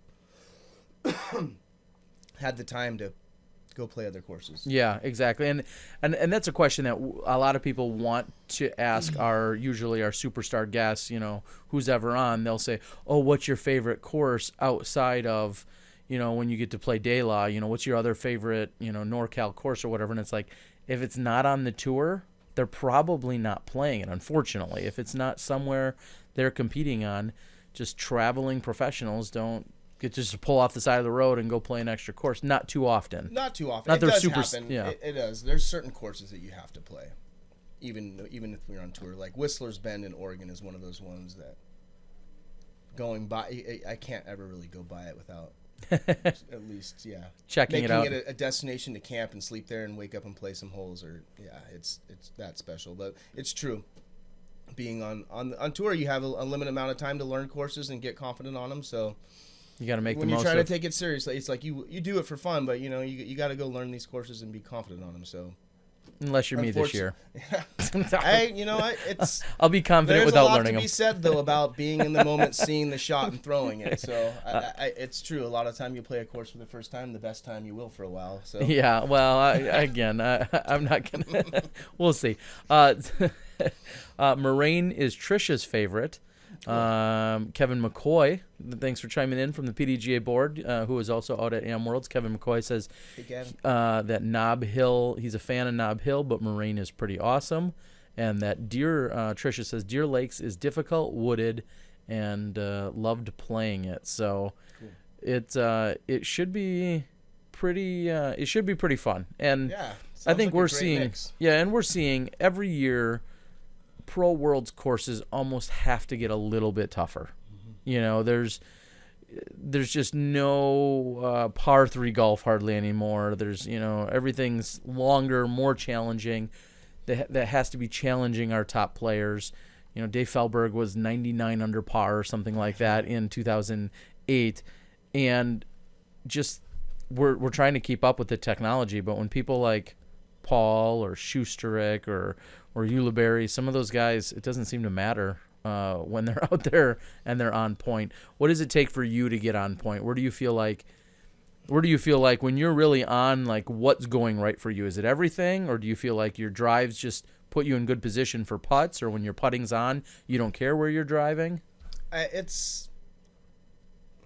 when it all clicks together is when it goes good. And it's funny how it seems so easy when that's happening. Sure. It doesn't really seem like you're doing anything different or special. It just seems easier to get there. And of course, at this level, it really always comes down to who's the best putter It does. You know, it really like does. You got to make your putts in the circle and make some outside of the circle. And of course, driving and putting yourself in the positions and being able to scramble on these wooded courses they have here is very important. And endurance and just try to stay calm and take it slow and one hole at a time. Now I'm going to go ahead and I'm going to call it right now that our world's champions, probably in every division, if we interview, I or others interview them afterwards, they will talk about how their putting was probably on for most, if not all of the week.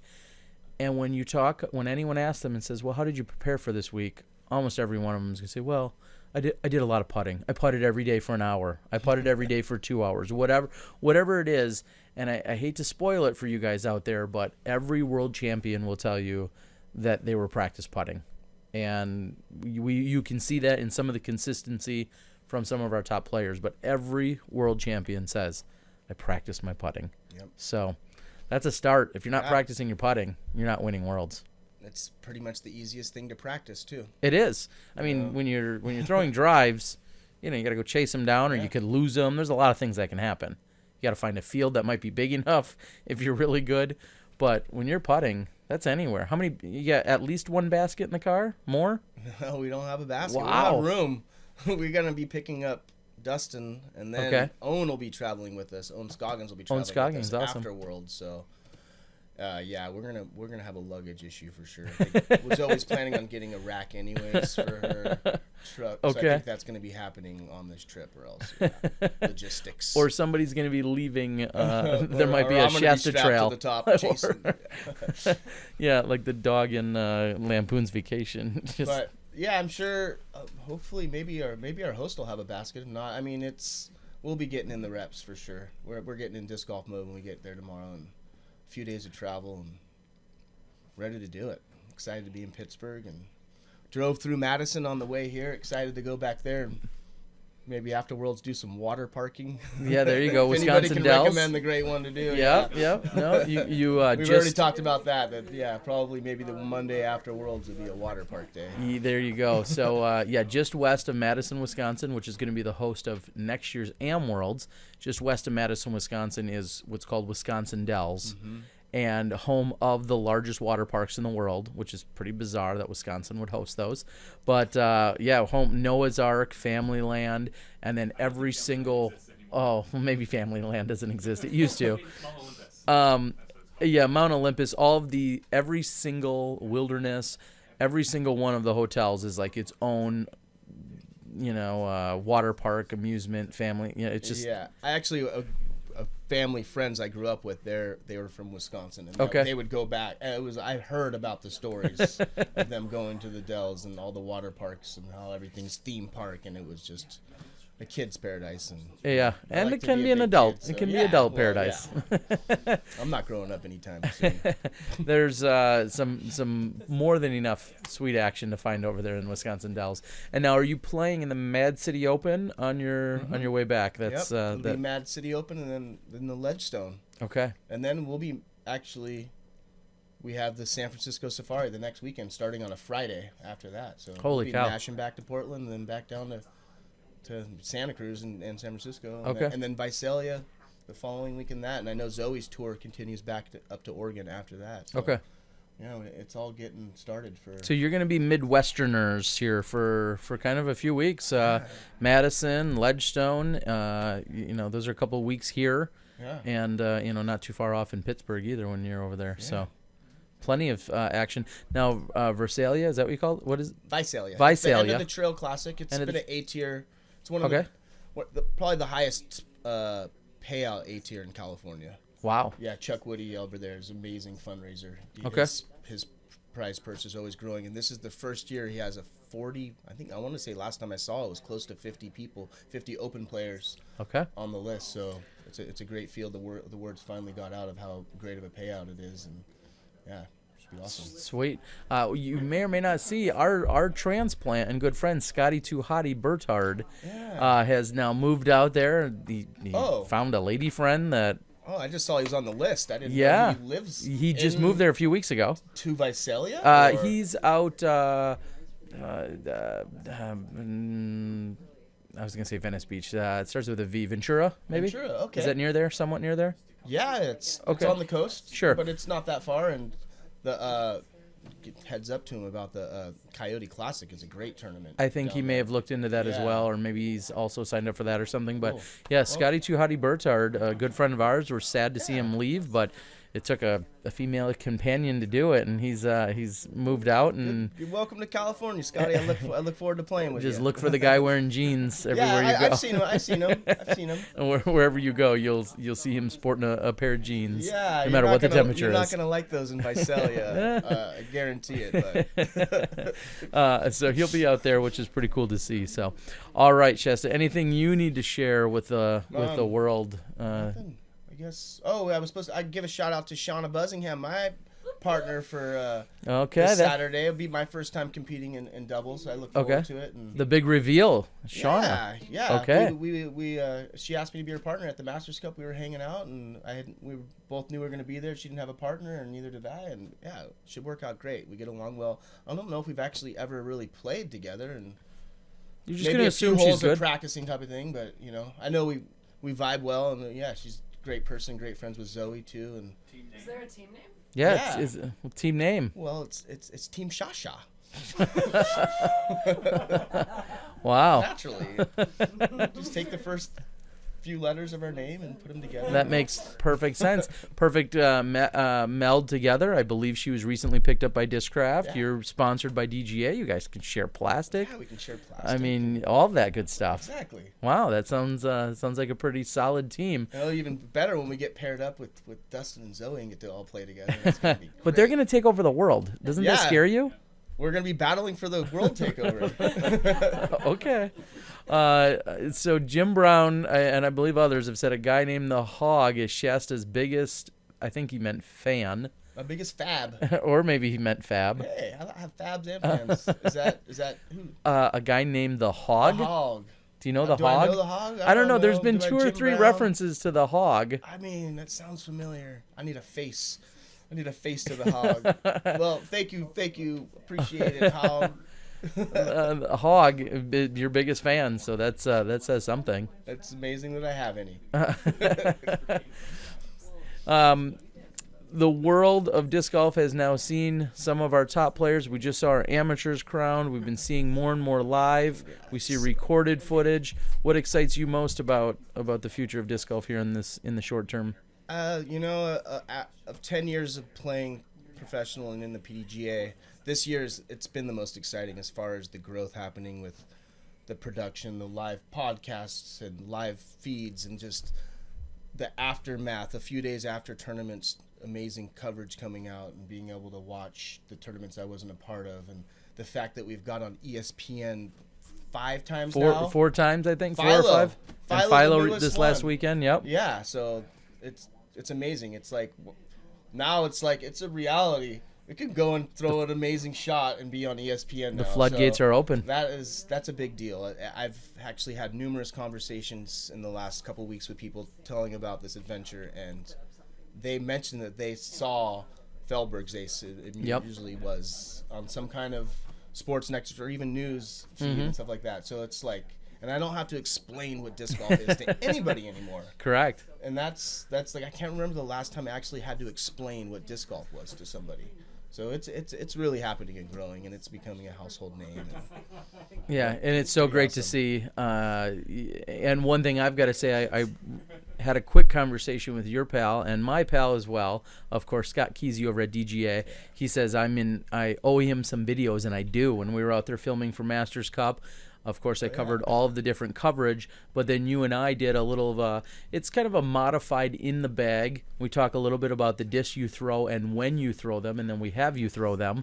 And so that's a video that's going to get produced. I hate to say it that it's in the queue for all the other videos I've got coming up, but look for that as well. Shasta was kind enough to go out to De La Viega and to walk around and show us what he throws and, like I said, the situation. So I think it's a little more exciting than an in the bag where you just kind of sit down and like, I throw this on turnovers. I throw this, I mean, yeah. we watch you throw it, and we watch you, apply it right on your home course on those holes. I look forward to how you edit those shots and make them look good. That's cool. You did all the real work there. I think, that's what it was. All right, well, I'm going to cut you loose. Okay. And unless you've got anything you need to add or wrap up with anyone. I mean, just to give a shout out to everybody who's made this trip happen to me. It's taken an army, and I'm going to get emotional, but you know who you are if you're listening. It's everybody who's helped me by buying discs or just encouragement or just other gestures along the way and places to stay or ideas. It's what makes it happen, so thanks. Absolutely. Yeah. Well, we appreciate you stopping by, for stepping inside the Smashbox, and of course, I wish you the safest of travels. I'll be seeing you and Zoe again in like 48 or 72 hours. I got to go pack. I don't know. I'm not ready. You guys are way more ready than I am. But I'll see you guys are definitely packed. But I'll be seeing you in just a few days out in Pittsburgh for the World Championships. I look forward to it. All right, buddy. Thanks. Cool. Thanks again. Appreciate it. Thanks for having me. All right. There you go again. Shasta Criss, Team DGA, Team Shasha. Look for them at Pro Worlds, competing in the mixed doubles, going after his first ever mixed doubles title, and somehow he's gonna try and take over the world. I don't know. He's gonna have competition in doing so.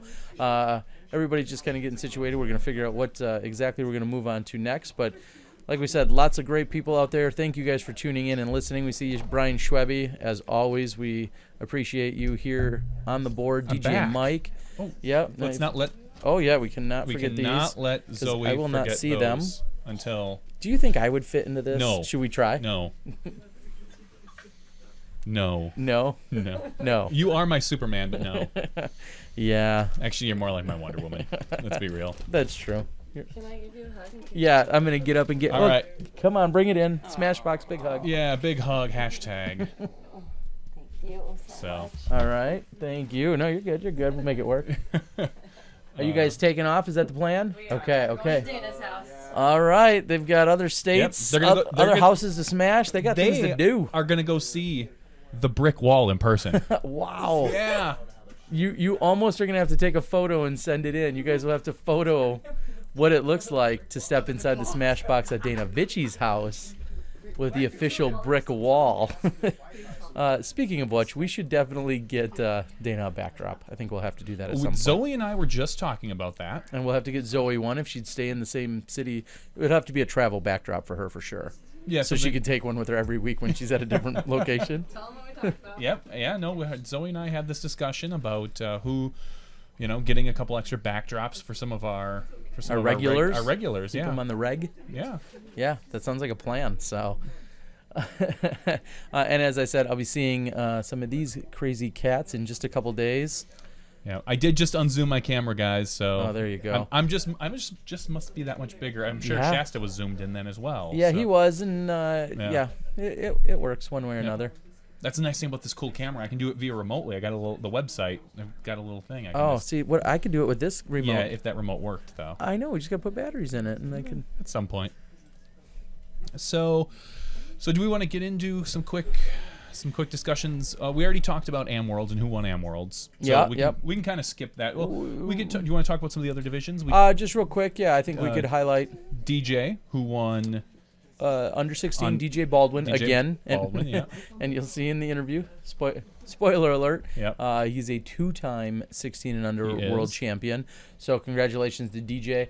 I do want to point out we got a few of the final shots from the 16 and under division. I've got almost the entire final 9 from the 19 and under division on the men's side. No matter what I did, we weren't going to get everyone, so I tried to get around and get as many of the battles and close races that I could. Jonny V was working second camera, and so I'm going to continue to roll out that footage as quickly as I can. And it was so great, as always. Why aren't you editing right now? Yeah, exactly.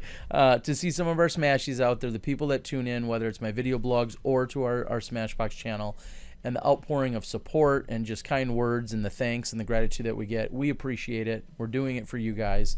And so we're just going to I'm going to try and hammer through the editing as much and as quickly as I can before I go off to Pro Worlds. And as I said with Shasta, I've got DGA stuff to work on. I've got Nick Hyde exhibition match that I got to wrap up all the way back from like April.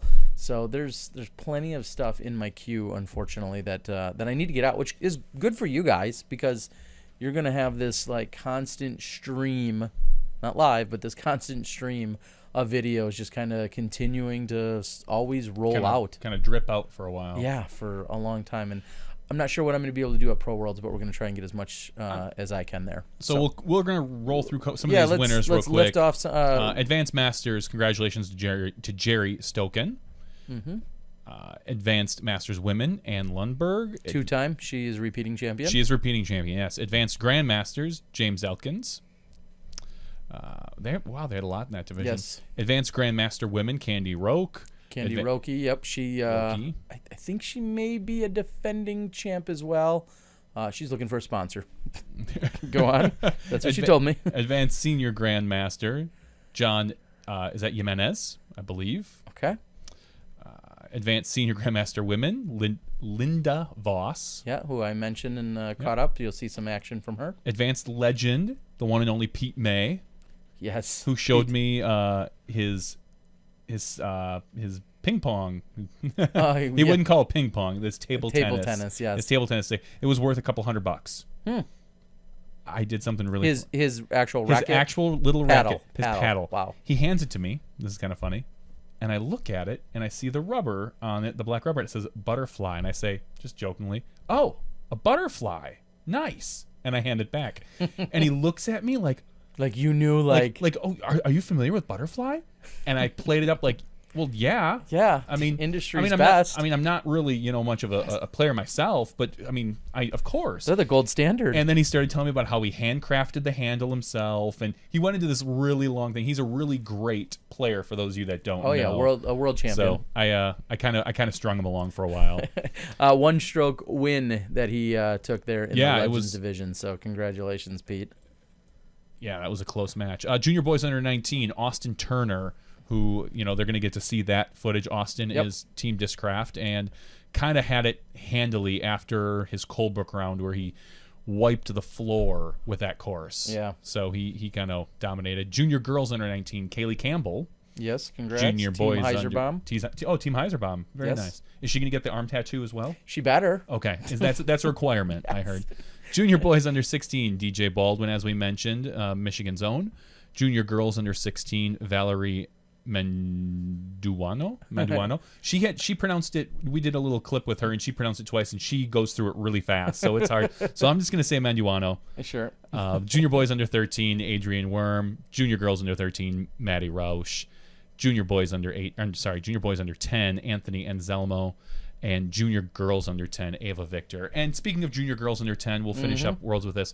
We caught up with Emily Jean Bamberry, our very own cookie putter. Yeah, hashtag cookie putter. Hashtag cookie putter. So she was still the youngest competitor. Yes.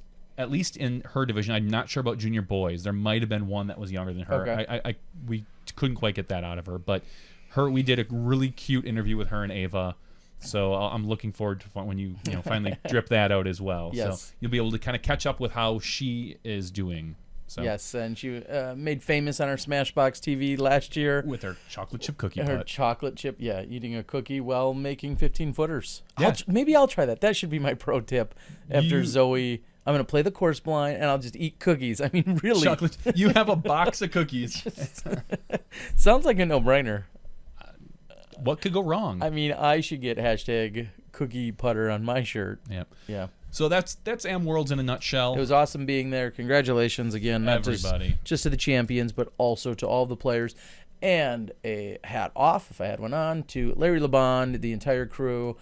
Obviously, it takes an enormous staff with a ton of preparation, years and years worth of work, and sleepless nights and everything when it's happening, and the time leading into it, and then the PDGA stepping in and helping out as well. In addition, I know most of the PDGA staff was on site to help pull off this monumental event. Something like 752. I don't know if you go. It was something outrageous. I want to say like 752 competitors, which is a huge undertaking. So, congrats, Kalamazoo. Another Worlds under your belt. See you in 7 years. Yeah, I think you're crazy, but yeah, see you in 7 years or so, maybe. Great job. The other big event, really, that went on was the Delaware Disc Golf Challenge. That is obviously out in Delaware, close to Worlds, so it had a lot of your big names there: Felberg, Rico, Mosier, Nate Cron, Andrew Fish, Dustin Keegan, Paul Luley, Matt Dollar. You know, the list goes on. Bobby Music, AJ Risley. So Steve Rico, did you say Steve Rico? I did say Little Spoon. He actually took second place. That's my boy. To Dave Felberg. Okay. Dave actually won by only 2 strokes. Rico shooting some pretty solid rounds, but not quite enough to overtake Dave. Okay. And yeah, that's really all I got to say about that. Kat won pretty handily in women. She won by 19 strokes. Wow. So over Hannah Leatherman. Okay. But wow, I didn't realize Hannah Leatherman's rating was so high. Yeah. She's certainly come on. Yeah, and Hannah, when I see you, I'll call you Heather. I do every time I see you.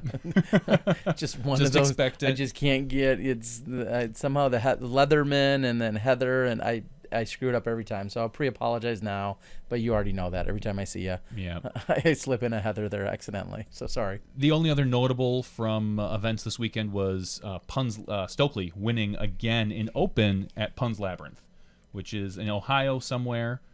He's now allowed to leave Ohio. I was going to say, was that inside? Yes, but he is allowed to leave. So okay, yeah, he won. It looked like he beat the only big name, so to speak, was Manabu out of Japan, and who is rated like 25 or 30 points higher than Stokely right now. But I can imagine that after the ratings update, Scott's ratings are going to jump through the roof because he put up a couple 10-20 rated rounds and 1,000 rated rounds. So congratulations to Scott on his 11th straight win, 6th in the Open or 7th in the Open. I don't know. He's got all the stats out there. Yeah, it's been very impressive. He's certainly turned it on as of late, and he's been bouncing a little bit, Masters and Open and Masters, and he's getting it done. Sounds like he's getting it done, and he's been very social. Well, about a lot of things, but he's also been very open and very social about any of his legal challenges. Yep. So that's why we don't feel bad talking about him, because he's putting them out there. But we'll roll right from that into one of his most recent social posts. Yep. He threatened to slap somebody silly. Yes. And I think almost for a legitimate reason. Somebody he had heard from... I don't know I think it was a kid is what he had said. Some kid came up and asked Scott to sign a disc. Scott didn't care, signed the disc, of course. Yep. But apparently the story was the kid was that he had asked another touring pro to sign his disc, and the touring pro would not do it because it was a competitor's piece of plastic. Yeah, it was a manufacturer that person wasn't sponsored by. So Scott came out pretty aggressive and said, that's dumb. Yeah. That if I catch you doing it, I'm going to take you out back and slap you around. Figuratively, I'm sure. Yeah. Because honestly, if Scott Stokely slapped you, he's got big hands. Yeah, that guy, it would hurt. It would really hurt. So, to all the touring pros out there, just sign the disc. That's what I'm going to say. What do you think? And I don't think this happens frequently. No, not at all. I have been around enough years to see plenty of people walk up to Ken Climo, namely, walk up to him, and it used to be there was only Innova and Discraft people way back in the day, but they'd walk up with a Discraft something or other, and Ken Climo would sign it without hesitation. Yeah. You'd see people walk up to Ron Russell with an Innova disc. He'd sign it without hesitation. Yeah. Our sport is far too small to be concerned about any of that. Correct. I mean, give me a break. And now, clearly, there are a dozen or more legitimate manufacturers out there. Yeah. You can't expect some 12-year-old or even 20-year-old to be walking around with 10 different discs. Say, oh, okay, who are you sponsored by? Please sign this one. And plus, somewhere around here, I've got a Discraft disc with Kenny's signature on it. It was a World's disc. I think it had a custom stamp on it. Mm-hmm. And, I just expect our pros to sign the disc, Yeah, and that was the story. And then Scott received a whole bunch of we'll say criticism and some people saying, oh, you can't get violent. That's not the answer, blah, blah, blah. I mean, he was just trying to illustrate a point that was the wrong move by the pro, whoever the pro was that did it. I don't believe people were asking for Scott to call out the pro's name, and as far as I know, they never were, and that's not really the point. That's not the point. Scott said he didn't want to do it because it is a story he heard secondhand. Yeah. He didn't actually witness it, so he did not want to spread that rumor. And I had heard. Who do you think it is? You. Oh, that's what I heard too. Yeah. Actually, you know what? It was Ken Little. Oh, that jerk! Yeah, he has his own signature series disc. It's the Ken Little No Time World Champ with all the years he's played, I believe, and not one world champ. And I think Ken just didn't want to sign this kid's disc. Probably, he's one of those. He's like that, He's one of those Canadian meanies. Yeah, he's a Canadian transplant, by the way. Be careful. Yeah, well, He's got the accent to go with it, so it's close enough. It comes out a little bit, doesn't it? Other big news that we've run into this week, we saw that we had another ace on ESPN. I think I kind of heard you and Shasta talk about it real quickly. Yep. Philo, 177 foot straight up a hill, more or less. Mm-hmm. At what was the name of the event? The 21 gun hole salute or 21 gun or 21 hole salute, I believe it was. Yeah. So congratulations, Philo.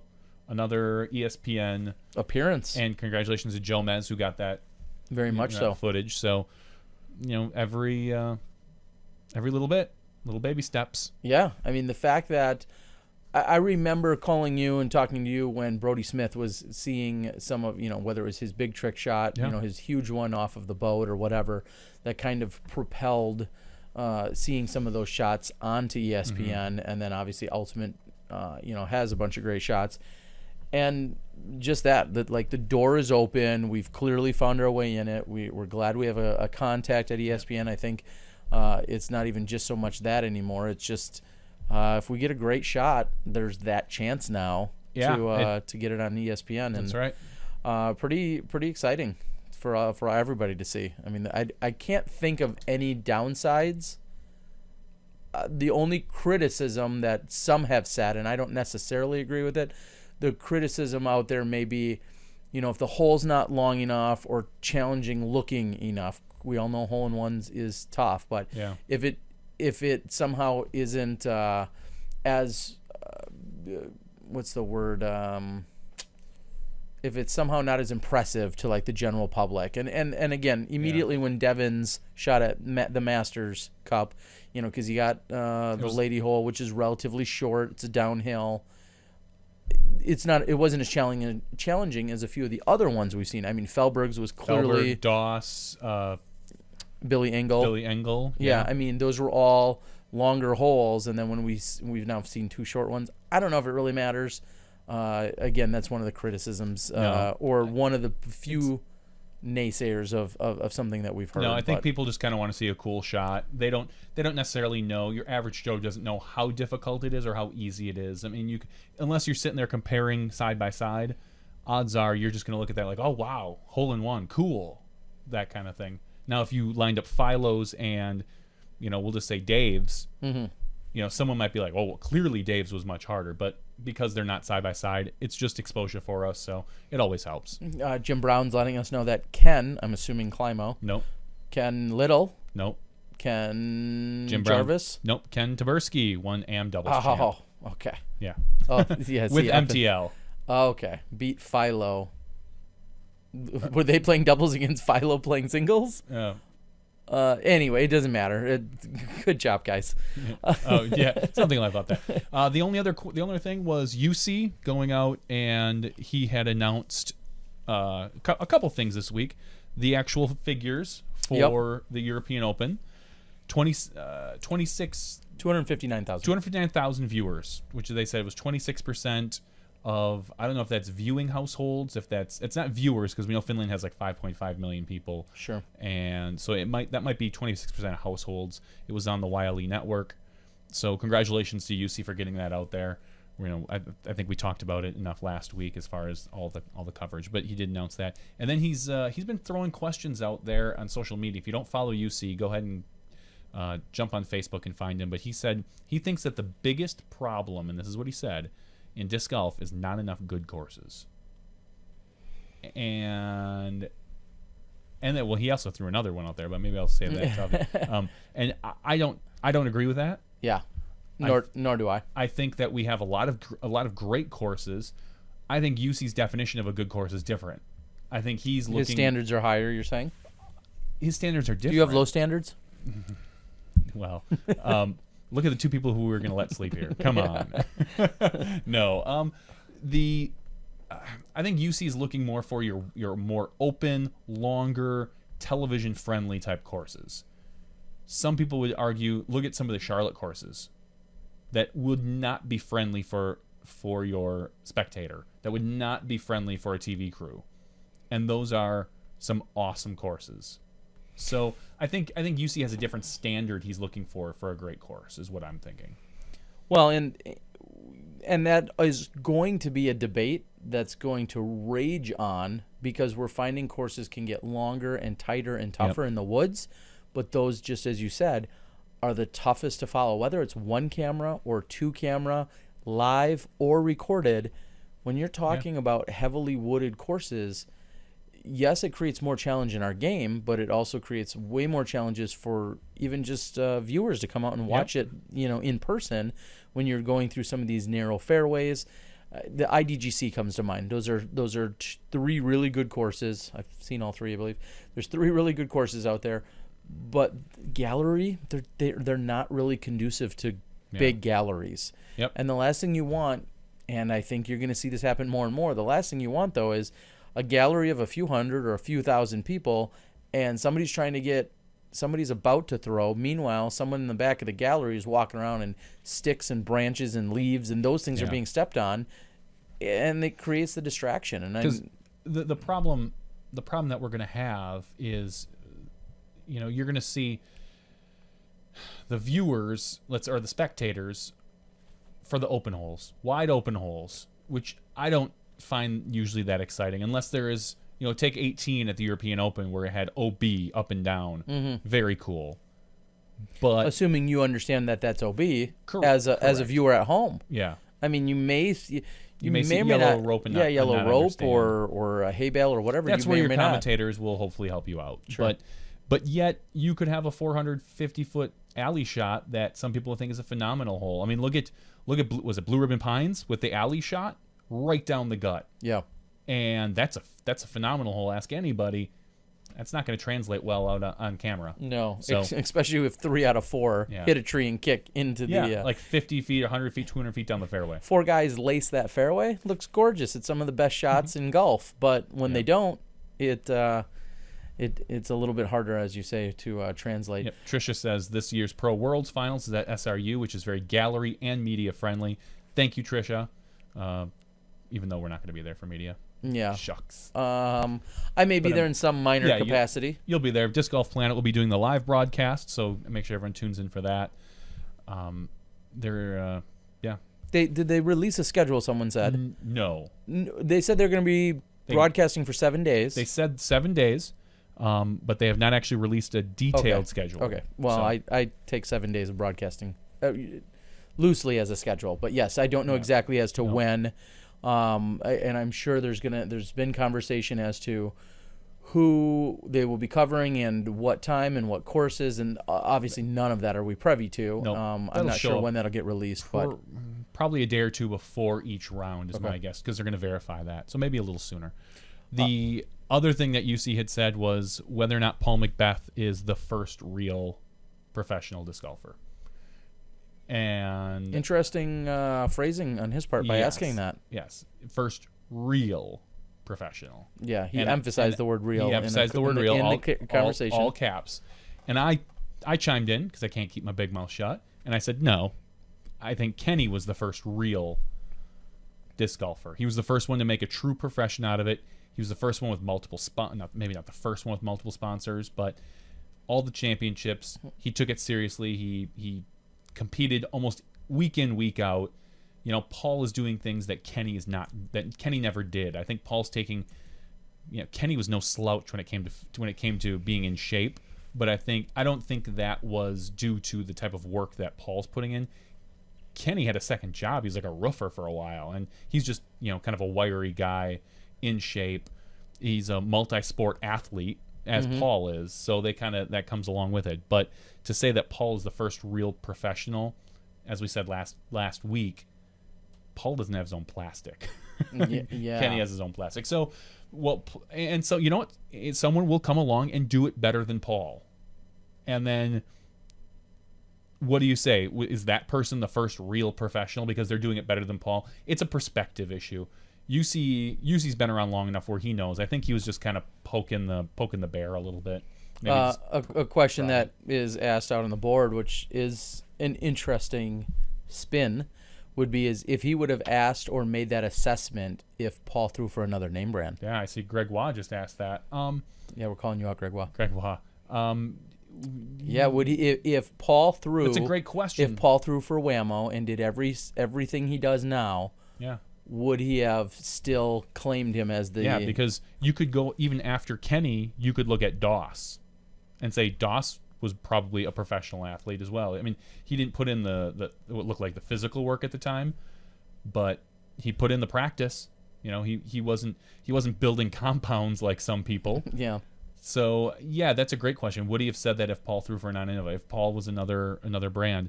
I think there is some brand blindness, I'm assuming, between Innova and Discmania, and rightfully so. Let him, that's what he gets paid to do. So yeah, it's certainly an interesting. He's a promoter and he's promoting. And as the board has kind of addressed, and everybody's talking about define the term real, and then you could say define the term professional, so on and so forth. It's very subjective. Like you said, maybe it was just to kind of get the gears turning and whatnot for people. But sure. It was an interesting comment that he had made out there. Definitely. It got people talking. Maybe that's ultimately what his goal was. So speaking of coverage, we're going to briefly move over to just a few updates. After finishing up at the Am Worlds late Saturday, we then drove into Peoria, Illinois, which was not really on our way home. However, we met up with Nate Heinold, your Ledgestone Open tournament director, and on Sunday morning, we went out and did another round of testing. And by testing, I mean checking the signals at various courses, doing what we could to kind of pinpoint, what it would look like in terms of live coverage, or what is even capable, I guess is the best way to put it. Yep. And we found that over at Sunset Hills, which is a golf course, which also hosts a disc golf course, thanks to Seth, over at Sunset Hills, that looks like that's a course that could have some coverage on it in terms of live, us doing a live feed. We also found the same during where the finals will be hosted, which is at Lake Eureka. And then we were certainly challenged by the signal, just like we were last year when we were there in a slightly different capacity, challenged by some of the signal that we found at the Morton course, which is Northwood. And so we're working on exactly how we're going to devise the plan. I know there's other media people that are trying to figure out a plan, and just know that Nate's trying to figure out the plan. We're all trying to get on top of this as best as we can to give you as much professional coverage as we can. And as always, we're beholden to what cellular towers give us, and to the powers that be, and how that happens. So, and when we can confirm McNaughton, albeit one of the favorite courses of Illinois for many, many years, just about this much data cellular upload. That is even more than what was at correct. McNaughton. We pulled up to McNaughton. We saw Johnny McRae there doing a demo, or like a private lesson. Yep. We pulled up next to his RV and we spoke with what her name is Jenny. Jenny, yes. Jennifer. And she was saying that like zero coverage, and I think she had a different hotspot from a different provider that was getting her like yes. Which she said like, oh, I'm getting great coverage out of this. And we're like, what are you talking about? Are you like, what are you talking about? And it was great coverage compared to the zero coverage she had for the other one, which was almost nil. So there'll be zero live at McNaughton. So, but we do plan on hopefully having something for post, edited type round. Post-produced coverage. So we're working on it. Just everyone knows that. Lots of plans. And there's, we talk about every weekend how it's kind of a little cat fight and challenge and battle amongst people. We're trying to do everything we can to avoid that.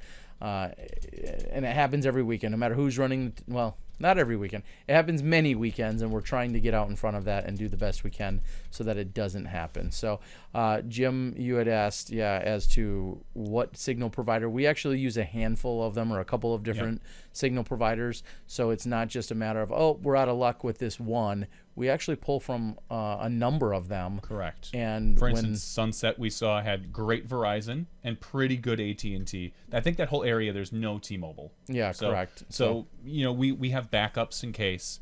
But I think McNaughton is it's out in the middle of nowhere. It's which is the chicken and the egg. Yeah.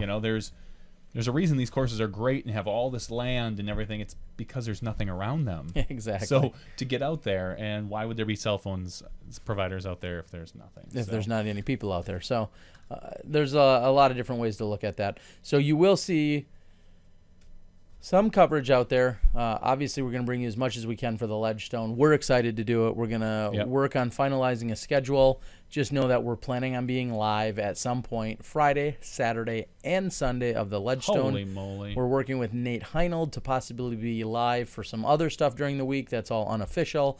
So don't hold your breath yet. But there's going to be a lot of activity going on in the Peoria area. I know it's just 2 weeks after Worlds, but if you've got time off, if you got a week off, go to Peoria. There's going to be something going on every single day of that week. We've heard some of the details about what's going on, and it sounds pretty great. Yeah, so if you're within 2 hours, 3 hours, make your way there. Yeah, and if you're a video guy of any kind, let us know. Maybe we have a easy assistant role, a PA role, as we call it. PA role. So let us know. So that's the Ledgestone coverage. Before I go any further, I've got to send a huge shout out, happy birthday to our good friend of the show and supporter and just amazing guy, Ben Ferris. Happy birthday. Ben has done, not only has he put up with me at his house, him and his amazing wife have put up with me a few different times and hosted.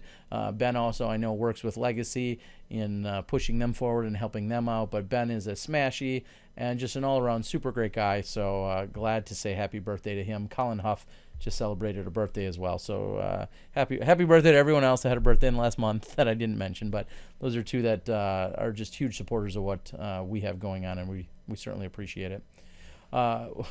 Schwebby wishes the Mad City was a USDGC qualifier. It was Schwebby in 2002, or 2003, whatever year that was, the first year of the national tour. Is Schwebby going to be here? I would think. Otherwise, I don't know if he'd care. But Schwebby would love to know: are you going to be at the USD? Or I'm sorry, at Mad City? But that is pretty funny. Ben helped out with some live scoring for Mr. Gregoire at Worlds. So yes, thanks a lot. Super great kid, guy, person, one of my favorites. Anyway, I met him for the first time. I didn't realize how tall he was. Yes, he's almost as tall as you. Yeah, he's like an inch shorter than me. Yeah, so. He's almost as tall as you. Yeah. One of the quick conversations, and maybe it's not so quick, but one of the conversations that was had locally this week was a discussion about bottle caps. No, bottle cap art. Okay. So there's a local course pro here who put a post out there asking for a bunch of bottle caps because he wanted to put some bottle cap art on the course. Well, I don't know if you would define it as art originally. He used the term art. Did he? Yes, he used some bottle cap. What he wanted to do was take a 5-foot wide stump. Okay.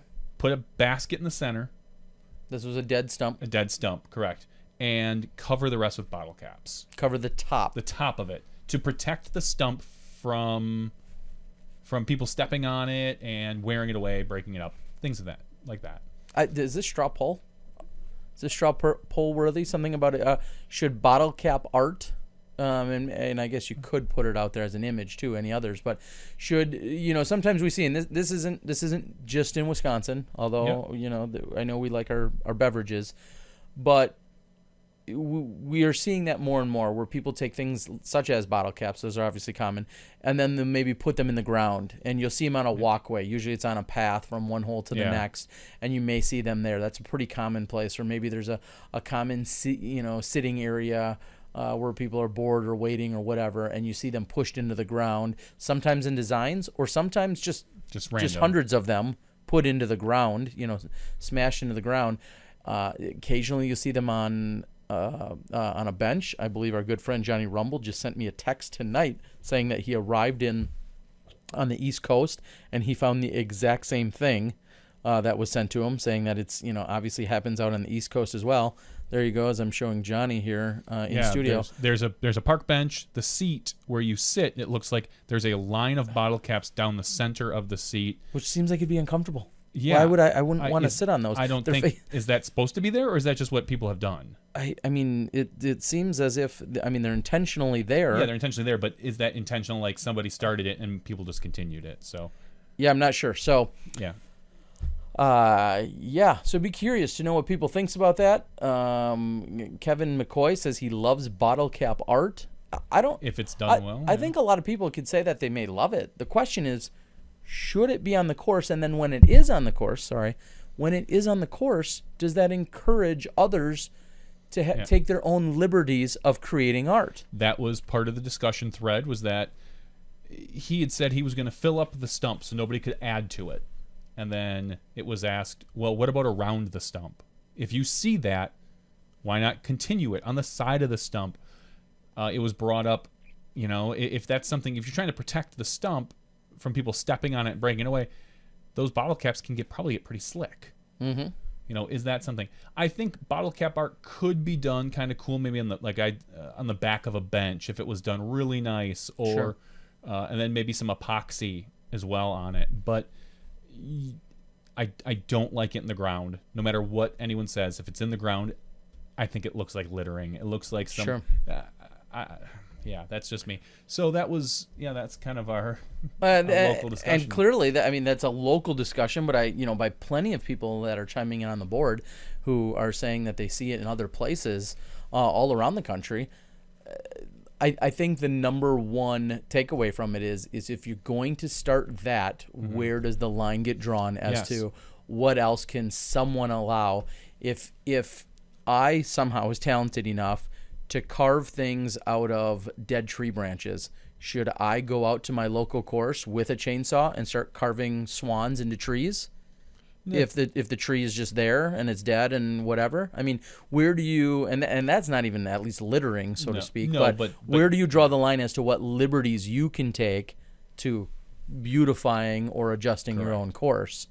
Let's take it, and this is very practical.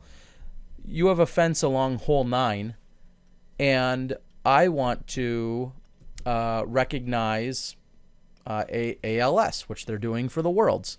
So I go out to this chain link fence on hole 9, and I take a whole bunch of red Solo cups, and I spell out ALS or whatever it is, whatever charity organization that I'm backing or want to make people aware of.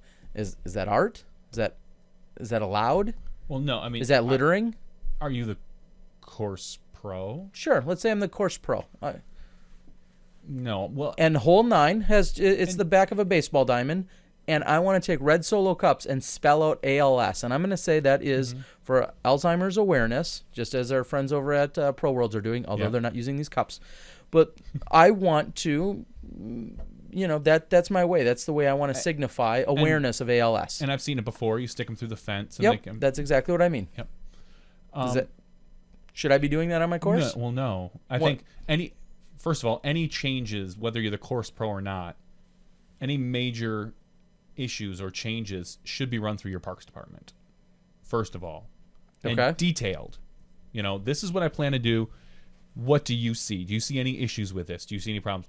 If the parks department goes ahead and says, we think it's a great idea, make it happen, then should you still do it? Sure.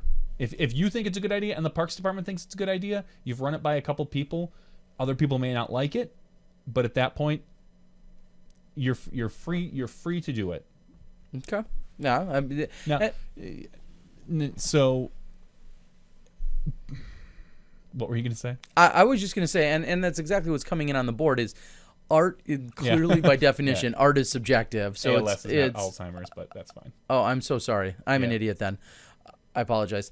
But let's just say that's the problem. Is somebody says, well, it has to be done in good taste. Well, what you think is good taste clearly might not be what I think is good taste, which the creator thought is not in good taste. So I think those are that's obviously where this lies the big problem is who thinks it's okay, who thinks it's artistic, and then does it encourage others? I think that's really the question. Just like, let's say and our friend brought up a great example.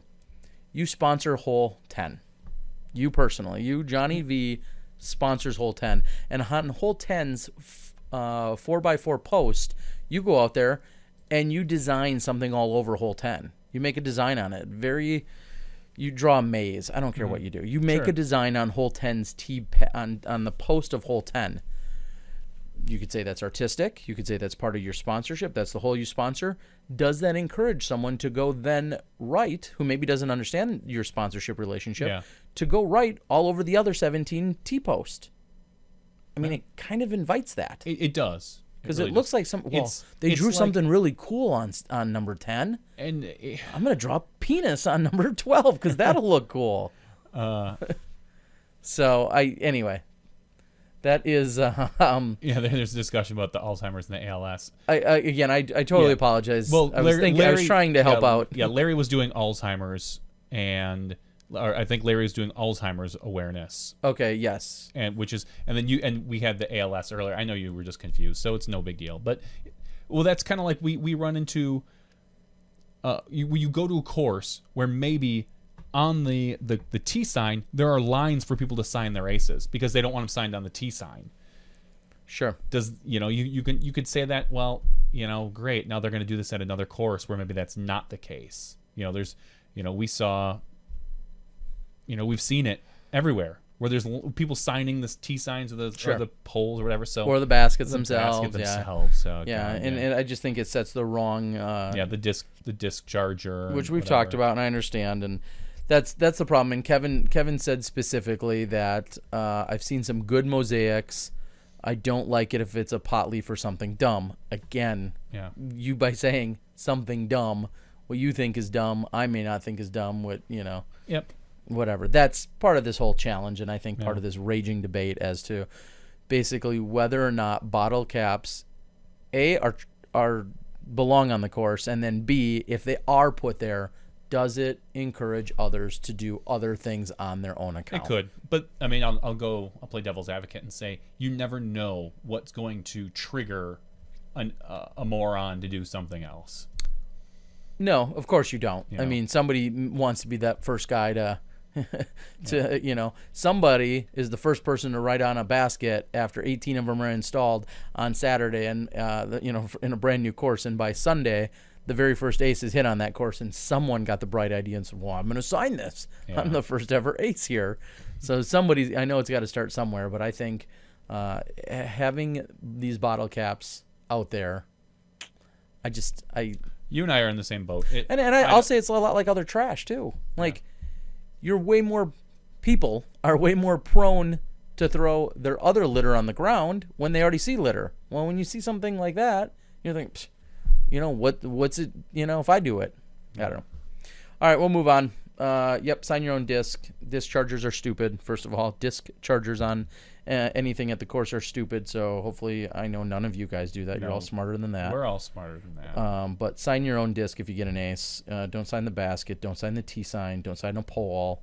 Sign your friend's face. That would be funny. I was just thinking that. I'm going to sign everyone's face that I get the ace with. That would be awesome. So that's what you can do if you, or like we've said, a lot of municipalities, you can actually go out to their website and fill out a form that says, hey, I aced on hole number 9, and you can print it off right off their website if you really need it.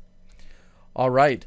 So one other thing that I'd like to, Trish is out on the board, but one other thing I'd like to heavily promote, mainly because he called me and I'm a good friend with him. Dave Weisblum from Night Eyes, who is a sponsor. He's a Smashbox supporter and sponsor. And he is a sponsor of almost all big organized events. We see him out at the Maple Hill Open, and we always see him at the World Championships.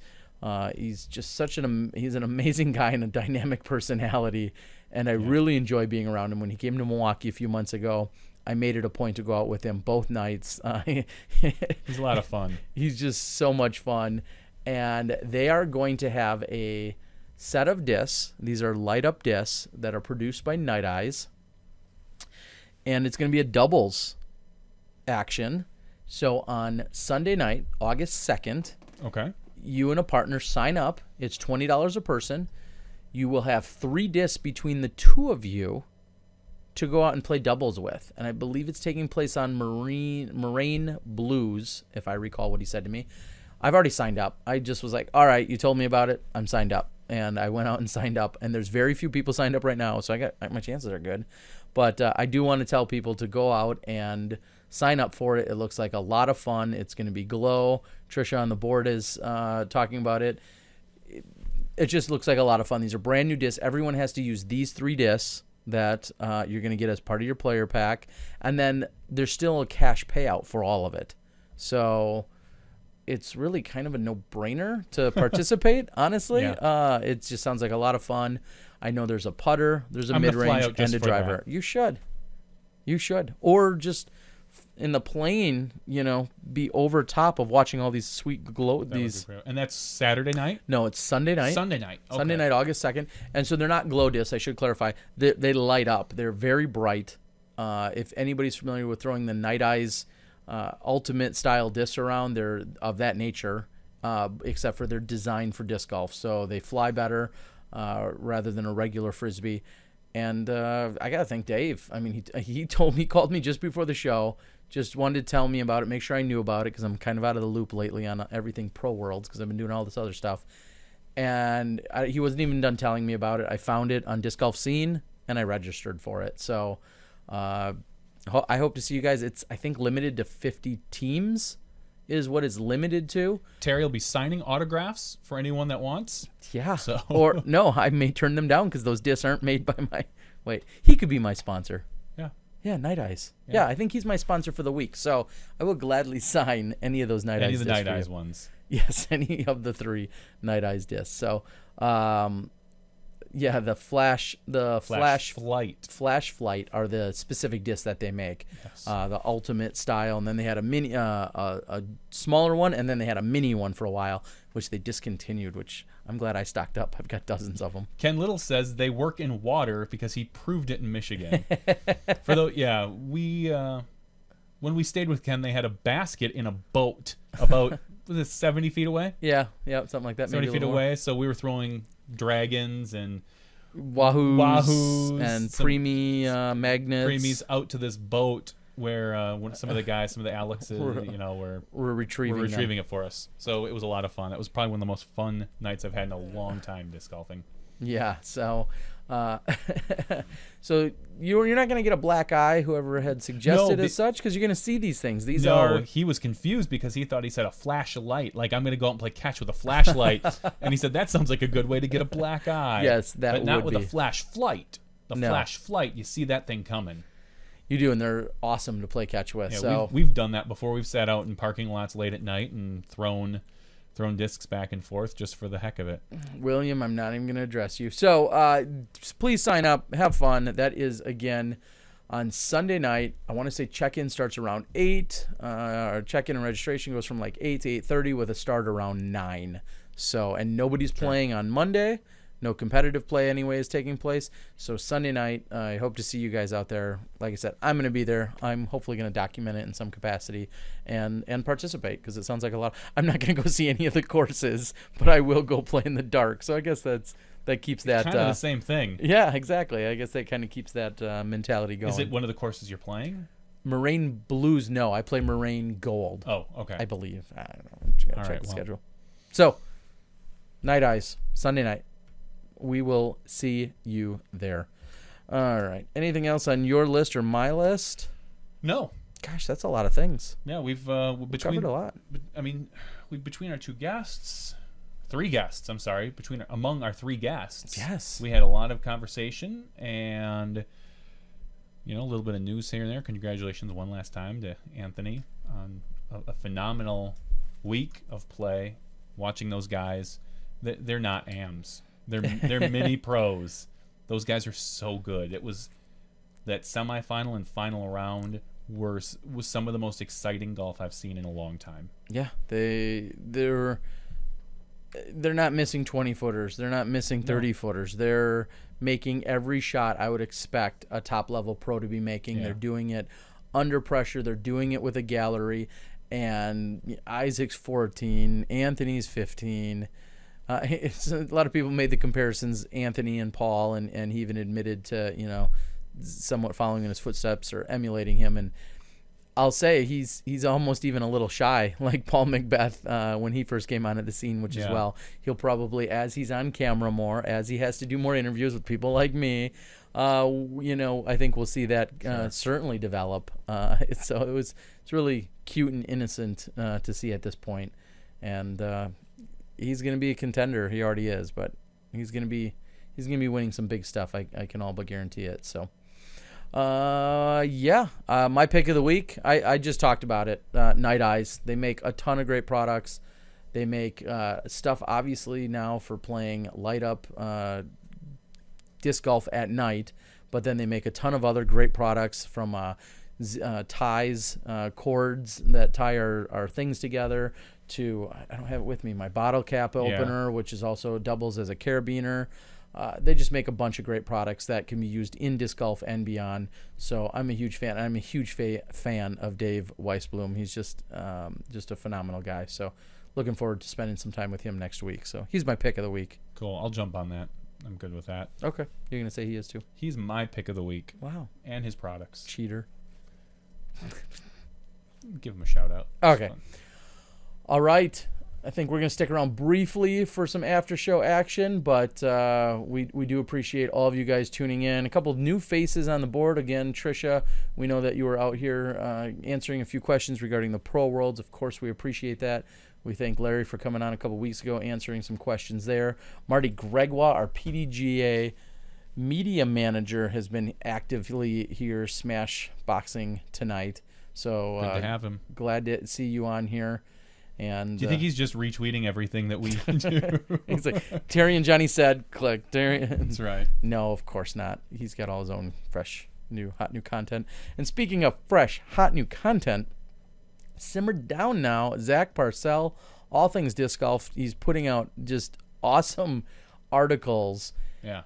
And what's great for me to see them is I see some of this live, and then I'm recording it, so I maybe see it 20 or 30 times in editing sessions, but then to see another perspective on it, to have him provide some very insightful analysis or comparisons. And we love it. We talked about, and we still may, we were going to have Jamie Thomas on this week. We discussed it last week after the whole European Open, but then with Barela, it just seemed more appropriate and timely to have Anthony on.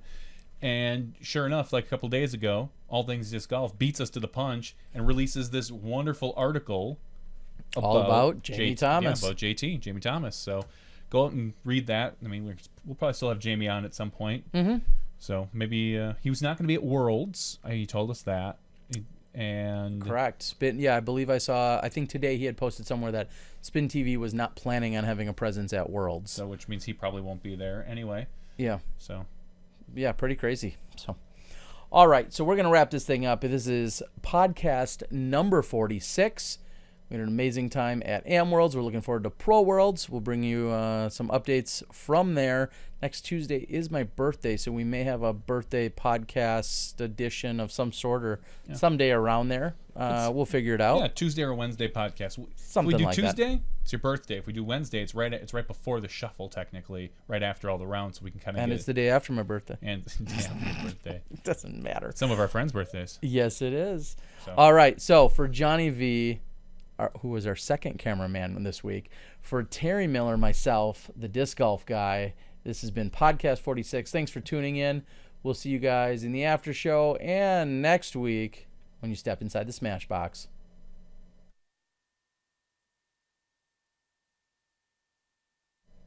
All right. Yeah, let's get it. Let's get it. 2 hours and 21 Holy minutes. That was a long one tonight. Yeah. We had 3 guests. 3 great guests that were all very appropriate. Yeah. Hopefully, I know some people were talking. I was trying to shove that mic in Shasta's face. Yeah. And he kept just kind of backing away from it more and more if you're not used to it. But yeah, I've just grown accustomed to just leave it there. Yeah, no, I know. Sometimes it's just something taking a little getting used to. Well, but for the audio listeners, I will bump up the audio anyway. I'll normalize it and blip it and flip it and bloop it and whatever I else have to do to make sure it works. Rub it down. Oh no. It's a Belle Biv DeVoe reference. It's some of the questions. Mex Beast, where you going? Don't tell us good night. You're here for the duration. Jim Brown, super active tonight. We appreciate it. Greg Barsby and Will, I'm guessing Schustrick. Yep. Ask me anything on Reddit. Ask your best and worst questions. Okay, that's going on out there. My birthday is the Tuesday after. Doesn't count, Gregoire. No one cares then on the 11th. Just saying. I'm just kidding. No. May have to have a party. Turbo Putt. What was the documentary you talked about of the traveling bowler living out a suitcase from town to town? A few months ago, at some point, I may have referenced A League of Ordinary Gentlemen, which is it's just a great, I'll call it a documentary. Just depicts, some of the early beginnings of bowling and some of its rise, I believe, in the 80s and CBS Sports and then how bowling was taken over and who bought it out and what they tried to do with it. So it came by recommendation of Jay Redding. And I just remember him saying to me, he asked me one day if I had seen it. And I said, no. He says, you really need to get it. It is amazing, the similarities from disc golfers to this video. And that must have been 6, 7, 8 years ago. And I remember I bought it and watched it, and he was exactly right. Now, it'd be interesting to rewatch it to see where disc golf has grown now and what's happened in the last 7 or 8 years. But it's really a great video. Again, I believe it's called A League of Ordinary Gentlemen. Excuse me. And certainly, I think I ended up just having to buy it. I wasn't able to find it on any of the services, and maybe you could now. Again, a different time frame years ago. Johnny, can you scroll up a little over here so I can see what's been... I don't think you've missed anything. I don't miss... No, not Kingpin. That's a great movie, though. Yes. The AMA. The great show with Smashbox. Thanks, SETI. Now it's time for Smashbox. Wait, my birthday's on the 10th. So you don't even know what day your birthday is. So you're definitely not getting a party for that. Watch Kingpin instead. Yeah, bowling is way harder to film than disc golf. Yeah, absolutely not. Yeah, you need like 2 cameras, one right behind the pins and one as the guy, maybe a third over the shoulder shot. Yeah, maybe. It definitely would not be tough to film. I would love a bowling gig. Well, I don't know if I'd love it, but we could certainly handle a bowling gig for sure. Sure. Now, I'd almost have a harder time doing commentary because that's a far more monotonous. Yeah. Oh, he hit the pocket. He didn't. I guess I've seen enough of it that I could maybe make up some stuff. I wouldn't know what I'm talking about yet, but, oil, lanes, ball, 10-pin. I don't know. Maybe Split. I can handle it. Yeah, the 7-10. I don't know. Paul says, I do not have much time. I don't know. I don't know what that means. For bowling, just watch the dude. I've seen a documentary on a traveling athlete showed the hard side of staying on the road while trying to make the cut. Haven't been able to track. It's been 10 years or so. Yeah, and in the bowling movie I referenced, it was more of the sport, and it featured a number of different people. It wasn't just one specific person throughout. But you need to pay Cam. I think you would be way too talkative for bowling. That's maybe possible. It would be interesting to try and call other sports. Of course, it would have to depend on how much I really knew them. Sure. I just as soon as I say actually boring would be, or bowling would be boring or tough. I don't think it would be. I mean, there's plenty to talk about. I've got a few bowler friends. I used to bowl. I think we could. Which would be more boring, or we'll say more exciting, bowling or darts to discuss? Because I've watched darts and it's boring because they all hit right where they're aiming for the most part. I would think darts, and I enjoy darts more than bowling to participate. Yeah, darts would get really boring. I mean, other than being able to do a little math in your head, depending on what style of darts you're playing, obviously which game. And they play 901 or 701, and they got to start counting down and thinking 4 or 5 darts ahead maybe as to doubles. And if you had a double in, double out, cutthroat, all that stuff. But it would be boring to watch darts or to try and commentate darts. Yeah. Question from your fans. How much money would it take for Jonny to film Terry carving swans into trees with a chainsaw? Because I will throw some serious dough. Me working a tree limb with a chainsaw would be entertaining. You may not come back with as many body parts. With as many limbs. Hey, see what I did there? I totally saw what you did there. I totally avoided that, and you just stepped right into it. It would be pretty funny. No, I couldn't be any less artistically skilled. So to watch me, yeah, same here. I could barely carve an X into a tree with a chainsaw. I think I would have a challenge. I would be challenged by that, to carve an X into a tree. You need the gold blazer like ABC broadcasters. Yeah, I believe they followed 3 people, and it might have been all ball golf. And the tribulations that went along with road travel sounds different than especially if it was ball golf. The announcers from darts from Ireland are insane, though. I mean, I'm sure if you're yucking it up and it's no holds barred, I'm sure you could have a good time with it. Sure. I'm just guessing it's a different style of commentary. Oh yeah, I mean, just style in terms of if I could be loose with it. I think you have to do your research hardcore, so you have more stuff to talk about. I don't know, like people and 12s are his best number. I mean, what? I mean, of course, you'd have to research what he or she has won, but and who keeps stats on darts? Somebody must, obviously. Yeah. I mean, there's way more stats for darts than I'm sure there are for disc golf in terms of actual. I mean, we've got round ratings and round scores, and other than what Spin TV did, the inside the circle stuff, all that stuff, we don't have any of that.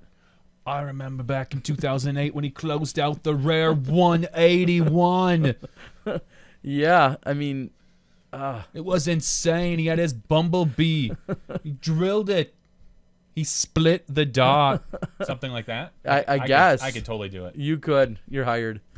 I have watched darts on YouTube. Jarts. Great stuff. Full of drunks in the background. When his Smashbox versus DD's Dubs challenge, we need all 4 of us in the same vicinity. It may not happen for a while. We've been pretty busy for a while. It might happen maybe late fall or early spring is kind of what I'm thinking. So Terry carved swans are better than bottle cap or discharger art. I'll give you that. That I would agree with, even my bad ones. They are insane. They're drunk, really drunk. Yeah, that's what I was thinking. That's why I said if you could let loose, and it really didn't probably matter what you said. William Buckley, is there a flick throw in darts? I have thrown underhand darts before. I have seen a few trick shots. I've seen people grab it by the back and flip it. Sure, that's almost easy. Yeah. So but I don't know about a flick. I'm not sure about some of those styles. Scott Stokely, if we want to backtrack a little, he did talk about his world's predictions, which he keeps always throwing out there. Are those just completely arbitrary? 30. No, I don't think they're completely arbitrary. He put out 31 names. Okay, and of those 31, I think after you get down to like 7, 8, 9, 10, those are all interchangeable. Yeah, of course. He actually, did you see who he has winning? Coling, maybe? Coling. I think he said that last year. He not last year, but he said it earlier in the year. Okay. He thinks Coling's going to win. Okay. He spent a lot of time in North Carolina and I think got to know Coling pretty well. And he's looking at the whole karma thing. So, I don't know. Okay. Quite possible. I mean, if these courses are, are the best of the best, always figure it out on any given style, of course. But yes, wooded and long certainly doesn't rule out Coling. No. So I think Coling's going to be a top 5 guy this year. I would certainly believe that. We shall see. Now, we've talked about different ideas, whether we want to have some form of an after show. I guess it's not really an after show. A nightly wrap-up or podcast during the week. We've toyed around with some of those ideas. And as Zoe said, there's stuff going on every night of the week. I think it's going to also depend on locations of where the majority of our players are. A big part of our after shows that we've attempted anyway, at Glass Blown Open, we attempted to be kind of in wherever the central hub of activity that night was. Yeah. And I think we successfully hunted down where all of our pros were at. Nailed it. Over at the Memorial, we did set up at the bar and grill. Duke's, thank you. Wow. We did set up there. However, there wasn't as much activity as we've seen there in years past. And then when we were at Maple Hill, obviously being up in the Sap House, there was activity every night, almost too much activity. Yeah. So we're able to hunt down these people. Now, at Pro Worlds, we're concerned that, part of our show, or a good portion of our show, is to kind of catch up with the players and talk to them. And we like to go by who's accessible and who wants to talk. And I could say to the leader, insert name, Will Shoestrick. I could say to the leader, Will Shoestrick, hey, can you be on our podcast tonight? And he may say, I'm staying 45 minutes away from here. I'm going to be back at the house by 6 o'clock. I'm not going to be, in your studio at 9 o'clock. Or so that can kind of be a problem. I know sometimes we are questioned as to who our guests are and why we have certain ones.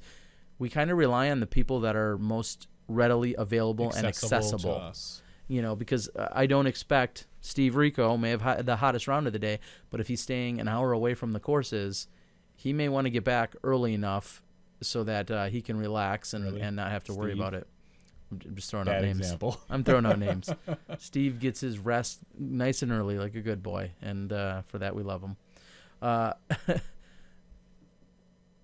Signing, yes, we did talk about as to who was signing the disc. We did not know the name, nor will it probably even be revealed. Yeah, nor will we speculate. No. Well, I have ideas, but I'm not going to share them with anyone.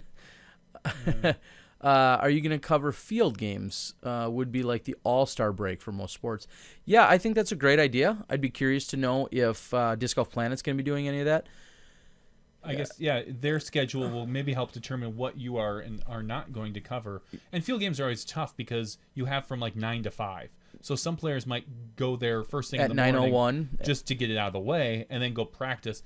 Others may be showing up at the last minute, trying, as we tend to do for some reason, show up at like 4:50 and say, I want to get in X, Y, and Z before, before so the field games are kind of tough. And one of the more exciting ones I think that is always available is the distance competition. You may have Simon Lizotte there at, as he just said, at 9:15 in the morning, and you may have Wiggins there at 4:15 in the afternoon, and Shai of sitting there all day. Usually it's in an open field that's hot, but Shai is sitting there all day. You have no idea, and then they throw 5 shots and they leave. Yep, Greg was saying that there will be video on Twitter though, because he'll probably be stuck out there all day. My guess. So, hopefully we'll get some really nice Vines or Instagrams. We equals at PDGA Live. So if you follow, he's always plugging his stuff. I know, constantly on our. So if you are a Twitter follower at PDGA Live, we'll get you the updates for all that stuff. It's a good person, quote unquote, person to follow on Twitter.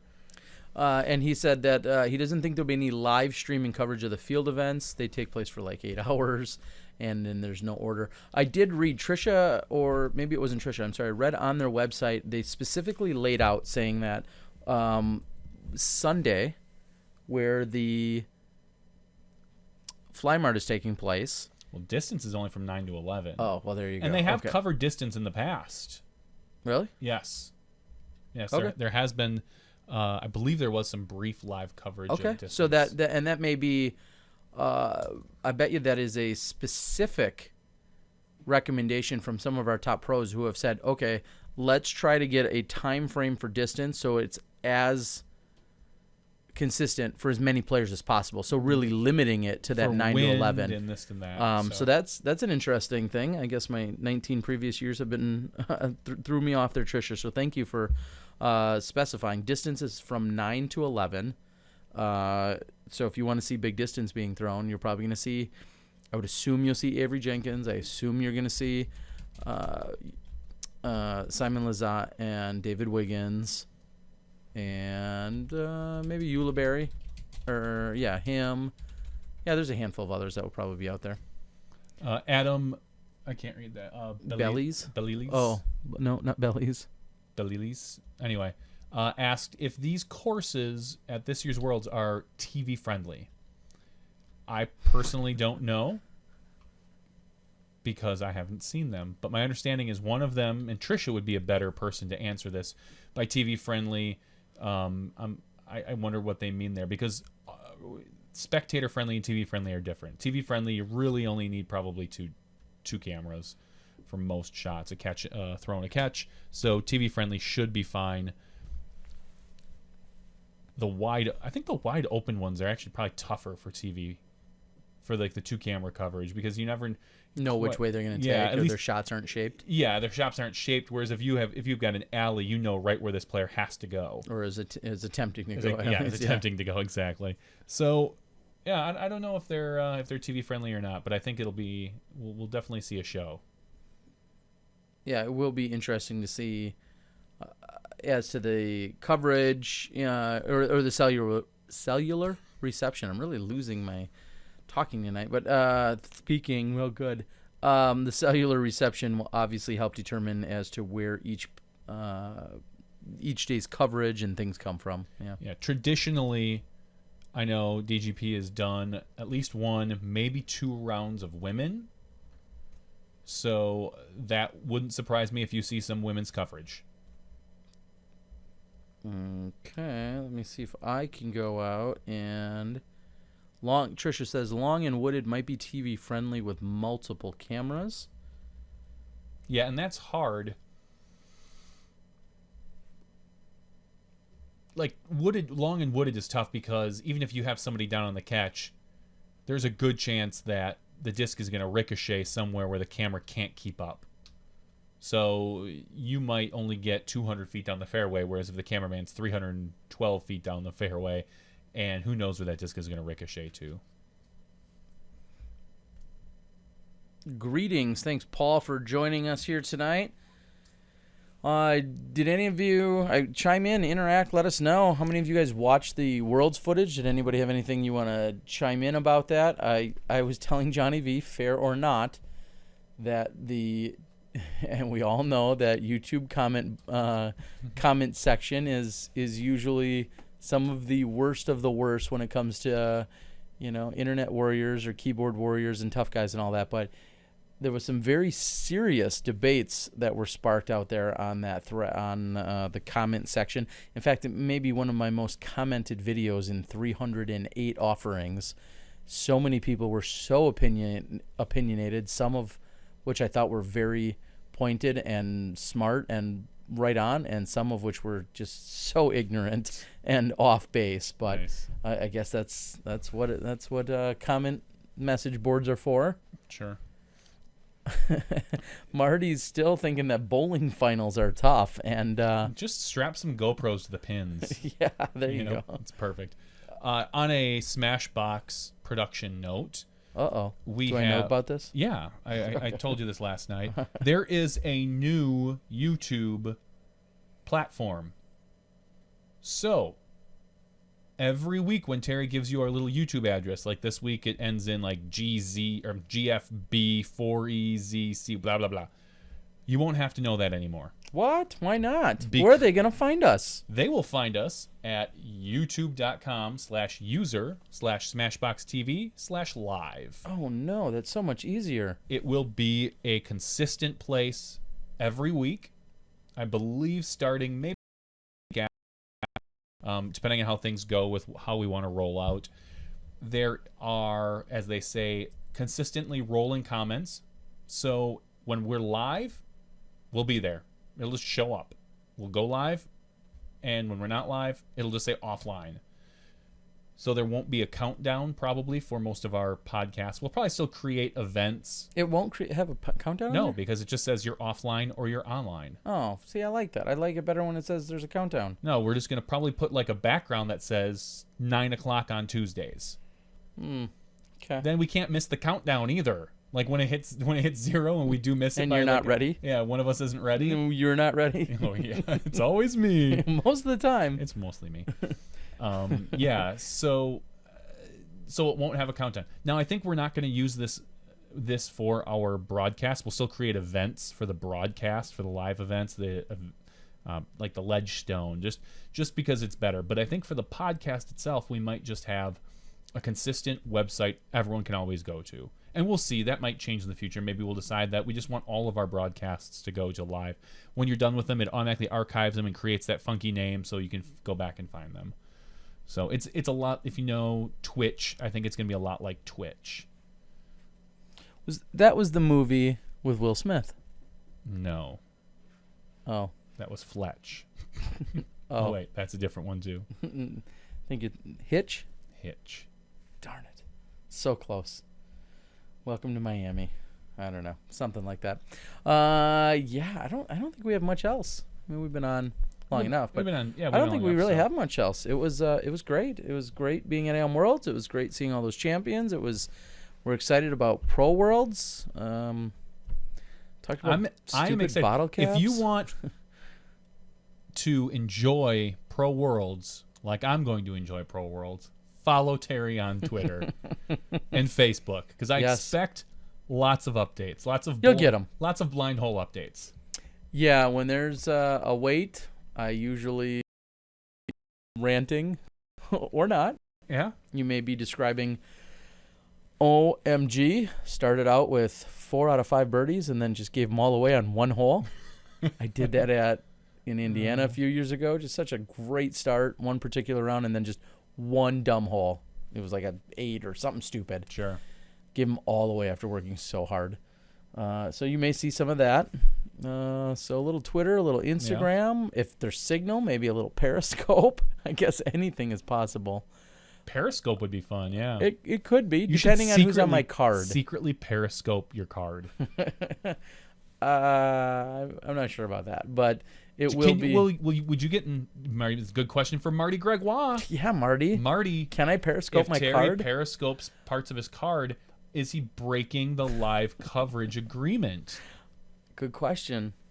So we're gonna wait to hear from Marty. Yeah, Marty. Can I Periscope my card? Can I? I don't see why not, because you're not professional. You're not really. It's not like a. I'm not playing professionally. You're not professional anyway. But what's different?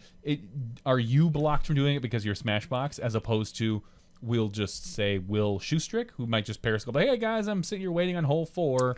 Yeah, that's a good question. I need to fill out the media agreement yet. I think Marty knows that I'm going to be there. I'm also going to be trying to work with a couple of locals who are going out to the tournament. They're coming from Milwaukee, and they're going to go all the way out to Pro Worlds to watch the final few days. Maybe I can coordinate with a couple of them. That's a secret. I can't tell you. Okay. But maybe I can coordinate with them for a little additional coverage. Possibly maybe I can get them to help me do some stuff, since I'll be, picking up those bottom cards.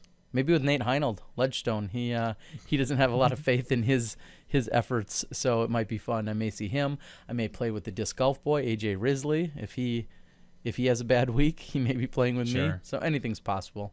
We shall see. It should be fun no matter what. One way or another, I'll make the best of it. A long discussion about bowling and chargers. Yeah. Do you think bowling alleys have ball chargers? set your ball here. Yeah. I don't know. They probably should. Can you think of any downsides of the whole grow the sport campaign? That's a good question. Downsides. Sure, there's going to be growing pains, fuller courses. So if you're a person who actually gets out, Outside the hold on, I'll get back. Greg Watt says, outside the ropes, go for it. There's no way to stop videos and pics, tweetings, and Facebook posts, short of banning people from having their phones, which we won't be doing. So, anyway, so that didn't answer whether or not Terry can Periscope if he's on the card. But I guess I guess outside the ropes is only considered the lead card, is my guess. Right? Could you Periscope the whole second card if you wanted to? Great question. Come on, Marty. Let's get on this. No, so grow the sport. We might see more full courses, as I was saying. Yep, more potential for erosion. Yeah, it's gonna courses are gonna break down. Yeah, it'll break down because there's that many more people playing them. You're gonna see, you said, there's gonna be legitimate weights on a course. You may go out to people. You say it all the time. Oh, I used to come out here and not see anyone for 8 hours. I mean, when I started playing, you'd go out to a course and not see another person for 8 hours. Yeah. That I would spend out there as a young lad. And then now you go out there and you wait a half hour just to tee off on that exact course. So that certainly, good night, Ken. That certainly could be a downside to growing the sport. I mean, anyone could talk about, dare I say, like more commercialization and Sure. or like even selling out or what if some of our diligent smaller companies that have worked so hard and then they sell out and somebody takes it over that doesn't have the due diligence, and you may see, I mean, I guess that's the death of their own company, but you may see some of that happen at some point. I don't know. You could also see, along with our growing pains, you could see stricter restrictions as to things happening. For the longest time, we've seen in the media side, people were pretty much allowed to do whatever they wanted to capture media. And because we're growing and because there's more things that need to be protected and there's real investments and there's real companies and real money out there, now any Tom, Dick, and Harry with a camera can't necessarily just show up to a course. And that's going to be an argument that's going to rage on as the media continues to grow is, well, if I want to go out there with my phone or with my little $200 camera, I should be able to go film whatever I want.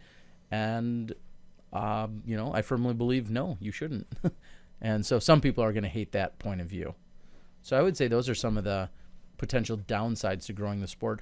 And I think it was an article by All Things Disc Golf, Zach, who basically at one point said, yeah, grow the sport is a great, hashtag, great cliche, great thing to say, but what are you really doing to grow the sport?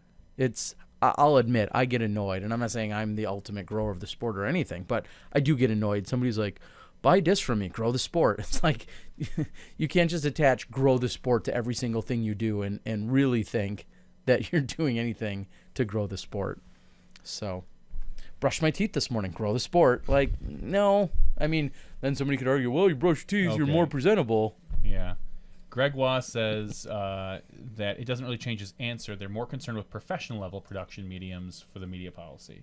So feel free to Periscope your heart out, Terry. I'll give you some hearts on Periscope. There you go. Now, one thing I don't understand about Periscope, and I think I know it even a little better than you, so this may not help, but today, like Bobby Brown and Cool Daddy Slick Breeze and the Dynamic Disc crew were live. They were throwing discs into a net and with a radar gun.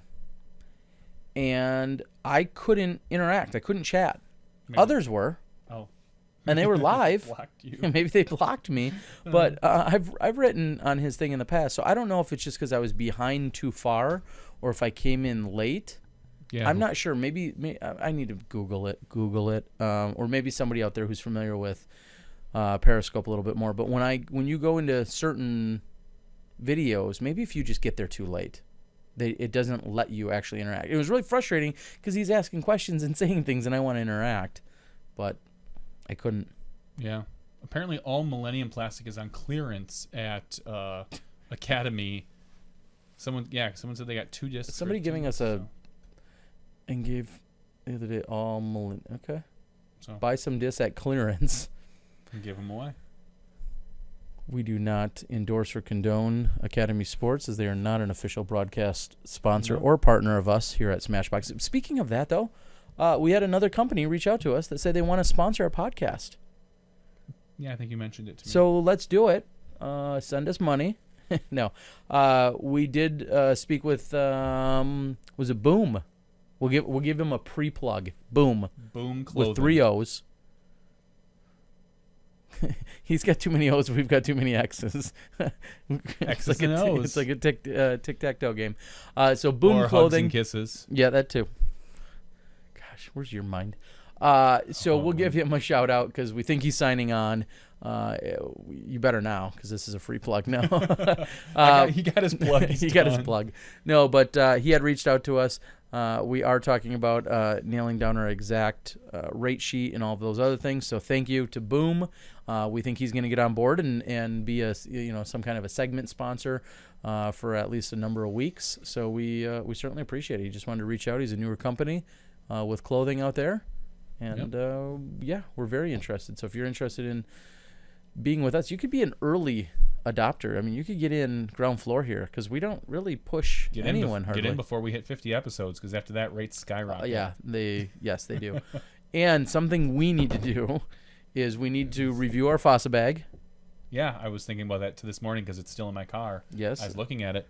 I'll use mine again at Worlds, so I'll have even a better review of it. Yeah. We need to review the Fossa bags. They had reached out to us, asked us to review them. They said, give it to us straight, good, bad, indifferent, whatever. We want, a very unbiased review. And I still have to talk a little bit about dude clothing. Long and short of it is I love it. I saw even more players at the European Open wearing it. Chris Finn out of Australia. Yeah. In fact, I'm wearing my dude shorts, one of my pairs. Keep them on. Dana loves them, and we'll talk more about them. But I know he's expanding and growing, and I think he gave me 11 different articles. I've now used almost all of them, and they're great. So that's kind of my unofficial quick review on them. Okay. We don't have the staff to police. Greg was talking a little bit about media, about not being able to police various staff. And he said even if we did, the memorial without that person filming with her phone would have never been captured. So that's an interesting way to look at it. William Buckley, he says his Fossa bag rolls over nonstop. I agree. That's the one. Which is funny you said that because I never had that problem. The one complaint I had about my Fossa bag seemed to be, and I didn't have it. It wasn't. I had it full of discs, but almost nothing else. Okay. It rolls over on its. It seemed to roll over on its front all the time. Interesting. Not all the time. I won't say that. I had to consciously make sure it was level, because if not, then it tended to tip. Other than that, I liked the bag quite a bit. Mm-hmm. So, and a very modest price point for a backpack bag of that style. Very much so. Is it $89 or $99? It's something like that. We'll get the exact numbers. Yeah, it fit. It would have fit way more than I needed. It just so happens at the event I used it at, it was a nice day. I didn't need to load it up with anything, so. Yeah, I had an Ergo 2 bag prior that I was using, and I took all of my discs out of there, put it into the Fossa bag, and I still had a ton of room, like almost too much room. I mean, it worked really well. Yeah, I don't think you can have too much room. The disc shelf makes the disc hard. I didn't actually put in the disc shelf. I didn't. It was one of those things I just kind of set aside. I never do in any of the bags I've ever had. I stuff it with discs. I stuffed the top with putters, and I had sunscreen and keys and bug spray, and that was about it. But I could have fit, wind. No, actually, I'm sorry. I had a windbreaker in there too, just because I wanted to shove it in there just to see if it would fit, and then I forgot to take it out. So, and it still felt like it was empty. Like I didn't have anything in there, so yeah. If it rolls over, what does it matter how much it can hold? Not just trying to be a jerk. No, I mean, I think that's a valid question. And it's funny that you and whoever, just William maybe, William had chimed in. I didn't have that problem at all. Yeah. So, again, I'll use it at Worlds. Yep. I'll have more than enough discs in it. And I feel bad because he had sent us bags and asked us to review them. Yeah. You and I just don't play any golf hardly. I know. So I want to give it a good review. Exactly. And we just don't play enough golf. Exactly. Especially like you've been skipping leagues lately. And even when I do play our local league on Wednesday nights, it's like a 2-disc. I literally take 2 discs out because it's a pitch and putt course. Yeah. So because I'm good. Pitch and putt. I love the course, but it's pitch and putt. We all know that. Whatever. So yeah, the bag is really comfortable. It had a ton of storage, but it did roll over, and it didn't spill anything. It never once spilled a thing for me because everything I had. No birdies zipped up. came spilling out of there. Trust me, no birdies came spilling out at Manitowoc. But yeah, it would roll face first on the facing the disc. So I never lost a disc or anything. But it did tend to roll over. I have to pick it up. So. Yeah, like I said, not an issue. Disc Golf Nerd, we did not discuss that specific portion of the final 9 at length. You had asked about Isaac running the death putt during the final 9, which would have been on the 3rd hole. Or, I'm sorry, on the 5th hole. Fifth hole. Yeah, up, back, and down again. Funny little insider. He had gone up and looked at that putt. He saw where it was. He saw the ledge. He saw the basket where it's perched. All the the specifics. And when he had walked back, I don't remember if it was his caddy or if it was Gavin, or if it was another player. He had said something along the lines of, "Yeah, I'm running this. I'm going for it." I think is maybe what he said. I'm going for it. He knew. I mean, he committed to it. It was perfect height. Obviously, it was about 1.5 feet right, but it was perfect height. And I certainly don't agree with that, and I'm not just saying that in hindsight. While he was lining up, while he was getting ready to throw, all I was thinking is, you guys are right there. You're tied or with one. I think they were. He might have still even been up one because I think whatever it was, doesn't matter. It was very close, tied or within one, and I think he could have simply laid that up and let it be. Yeah. And he didn't. I mean, Barela had 15, 18 feet. Yes, we know he's probably making it, but he could have hit low and he could have rolled down the hill for his putt. So there would have been no shame whatsoever in simply laying that up. I wasn't a fan of that decision. And I wasn't a fan instantly, even while it was happening. I'm not just saying that as an armchair quarterback on Monday morning armchair. What are they called? Yeah. I'm not one of those. I did not like that decision. If you saw my face actually behind the camera, my mouth was probably agape, like, wow. I was surprised that he did that, and then he went all the way down the hill, and then he was pretty close to making the comebacker. So, Terry, like the old school guy that shows up with 2 discs and a towel in a shopping bag. I have gotten lazy enough to the point where I'm just now wearing sandals to that league. Oh, really? The Keen sandals I wear everywhere else. Well, then usually you take your keys and toss them in someone else's bag. I do that. Yep. I took my keys and I always give them to someone else to carry. So yes, that is kind of me. Can you see the PDGA eventually making a rule to allow maximum number of discs? I don't think so. I think there's a lot of other fish to fry. Sure. I don't think that matters. I mean, if you want to carry that many more, it could happen. I'm not saying it won't happen in our lifetime. I just don't feel like I don't see a point. Yeah, or I mean, if anything, I think the more discs you have, the less efficient you could be. Maybe it comes down to the player, of course. Dave Felberg, we all know, carries 1,000 discs, and so does Stevie, and so does Steve Rico. I mean, I laughed the first time I saw Steve Rico's bag a couple years ago because it weighs more than him. Well, that and it would look like 3 bags sewn together. It did at the time. So if some of these guys want to carry a disc for every occasion and a backup for it. Yeah. You know what? It's their caddy's back. Let them carry what they want as much as they want. It doesn't bother me, and there's no reason to not allow them to. I just don't see a reason in it. Yeah, I don't know if anybody abuses it. I can't. There's no rule to abuse, but what would that limit be? And would that be completely arbitrary? Sure, like 20, 22? Like if you said 25 discs. I mean, I think most people carry less than 25. Sure. Yeah, I don't know what that number would be. Now, if you limited it to 12 or 14 like they have or whatever, but I guess the number would have to, I'd be interested to know what the number was. Greg Wass says, Barsby told me once he wanted to have a caddy push a wheelbarrow around full of discs to make a point about that. And he could actually see that happening before the rules being added to limit it. Yeah, there's just no reason to limit it. It doesn't matter. As long as you're not slowing the group down with the number of discs you're carrying or dragging behind you, then there's no issue. Yeah, hasn't anyone been injured caddying for Felberg or Rico? Rico doesn't. Rico has usually the workhorse of Jared Dog on Jared Dog. Jared Dog could carry Steve Rico and the 4 other bags. He's a workhorse. That guy is just he's a beast. Seriously, he's such a great guy, and he hasn't been injured. Dave Felberg, on the other hand, I don't know. I don't know if anyone's.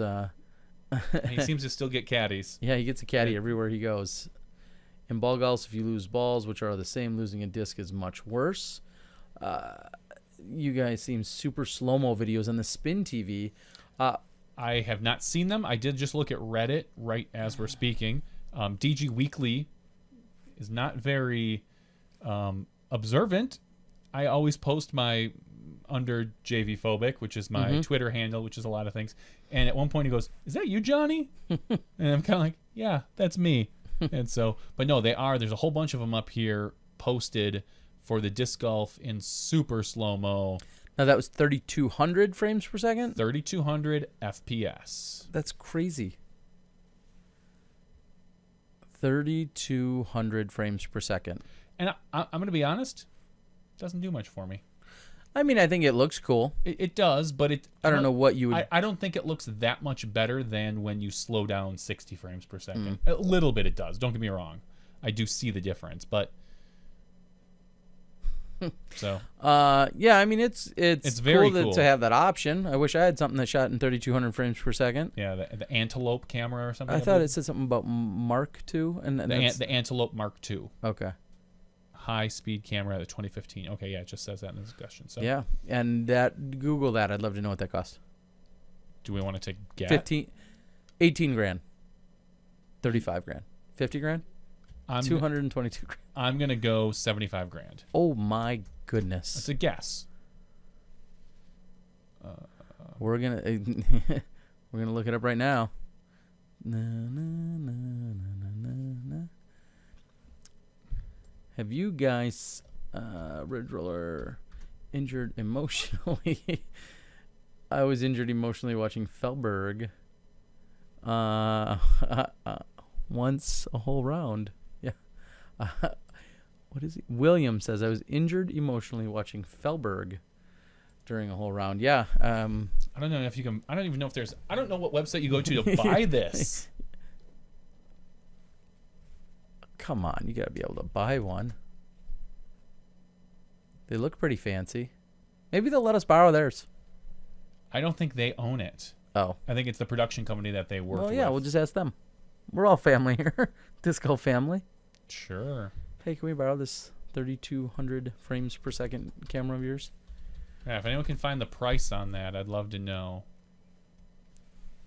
Price? What if you purchase? Buy? I'm feeling lucky. Hit that on Google. I updated software. This is very exciting news for the world. Okay, maybe not so much, but I did upgrade to Adobe Elements Premiere 13 last night. So we'll see if that helps my editing processes. Hopefully, it's 64-bit. It should let you use more processing power. So that would be neat if I could somehow get editing done any more quickly and efficiently. The best slow motion cameras in the world are made by Vision Research. The Phantom ones, yes. Lots of slow-mo YouTube channel use them, and they're mostly on Lend because no one can afford them. Not even disc golfers? Not even disc golfers. I think they have one at the YouTube studios. Oh, we definitely need to find something to throw at them. KJ Naibo's face while throwing is pretty funny. I'll admit, I've only seen one. I watched the Paul Macbeth one right before our show tonight. I watched Paul Macbeth. I think they had 6 or 8 or 10-ish videos put together. I will be interested to go out and take a look at them. I think they're going to look cool. But I've only seen Paul's. It was the first link that came up when I did it. William Buckley hates Apple? William. You're here for the after show, so I'm going to plug it again. The Night Eyes, Glow in the Dark, Sunday night. I'm already signed up. I'm looking forward to it. 3 discs. It's doubles. I've heard it's random draw, and I've also heard it's bring your own partner. Either way, I'm signed up. I'll figure it out when I get there. But you're going to be doing that at Pro Worlds. Should be a lot of fun. And then there's still a cash payout, which is pretty cool. And Night Eyes is going to be unveiling and debuting some of their new light-up discs, a putter mid-range, and a driver. The Smarter Everyday YouTube channel has some examples of slow-mo using that Phantom camera. Another conversation was brought up regarding drone footage. I'll just say it again. You're not going to see it live from us probably ever. Nope. Not the worth Antelope the risk. Mark II is actually Phantom powered. Oh, so, okay. Yeah. That's at least what this says. And I know the Phantom power I think they can get up to like 15,000 frames a second or something ridiculous. Yeah, Phantom powered 5,800 frames per second. Yeah, that sounds pretty crazy. Adam asks, has Simon kind of fallen off the radar going into Worlds? Yeah, Simon, I mean, he was overseas, and, you know, we've talked about him a number of times on the show, that he's just simply recharging his batteries, I think is probably the best way to put it. And we'll see, you know, how that catches back up with him as Worlds and other things roll on. Oh, I'm sorry. There's a Phantom out here that does 1,000,000 frames a second. 1,000,000 frames a second. It's a very low resolution, but if you want high def, it does like 25,000 frames a second. Yeah, that is absolutely ridiculous. Per Phantoms can do 16,006. They watch Slow Mo Guy's YouTube channel. Disc golf would be horrible. Yeah, it'd be interesting to see just how much wobble. Like you even saw, like in the Paul Macbeth throw, for instance, how much wobble actually comes out of disc. And his, you know, obviously our top players all look pretty clean and concise, but you know, seeing that there's obviously even some wobble on their throws, it's pretty crazy. All right, I think we can call it. I think Simon is losing motivation, losing to Paul time and again when playing the same tourney. I don't think he loses motivation from that. It may even drive him more. I mean, to say that, I think everyone should be somewhat discouraged because they're always getting beat by him for the most part. But I just think, you know, the grind of traveling, being away from your home country, I think there's a lot of different things that factor into that. The Phantom will start at 150,000. Oh, okay. So But I want the Phantom Flex 4K. that one will starts only at that one will only set you back about 110 because I think finally in our budget only does 1,000 frames per second. Wow. Or up to 2,000. Anyway, way out of our budget. Very cool that they got to use something like that with their production company. Out of our budget by about 110,000. By about 108,000 at least. Something in that. Chump change, as you said. Disc golf is not life. All right, ladies and gentlemen, put a fork in it, stick it, stack it, whatever. We're done, I think. I think we're going to close up the show. If you guys could do something for me. What? Yeah. Go review us out on iTunes. Don't. Unless it's good. Give us 5 stars. You don't even have to write a real review. In fact, if you want to just talk about how pretty Terry is, nobody reads the reviews. But the stars do matter. They will help us bump us up in the iTunes library and make us easier to find. Oh. So if you want to go ahead and give us 5-star review, if you're going to give us a 4-star review, just don't bother. I'm just kidding. No, just if you get a moment, go out and give us a nice review. Like I said, I don't care what you write about, but the stars are what matter. So that's all I really have to say. All right. Well, thanks for tuning in. We see so many of our regulars. Marty, new guy, William, Tyler, Disc Golf Nerd, Jenny Cook. Just chimes in for thanks. Finally chimes in to say goodbye. Thanks, Jenny. Thanks for the great conversation today as we talked about so many different things. I appreciate all your feedback and insights. So for Johnny V and myself, Terry Miller, the Disc Golf Guy, that was podcast 46's Aftershow. We'll see you next week from the 38th card on Periscope. We'll catch you next time when you step inside the Smashbox.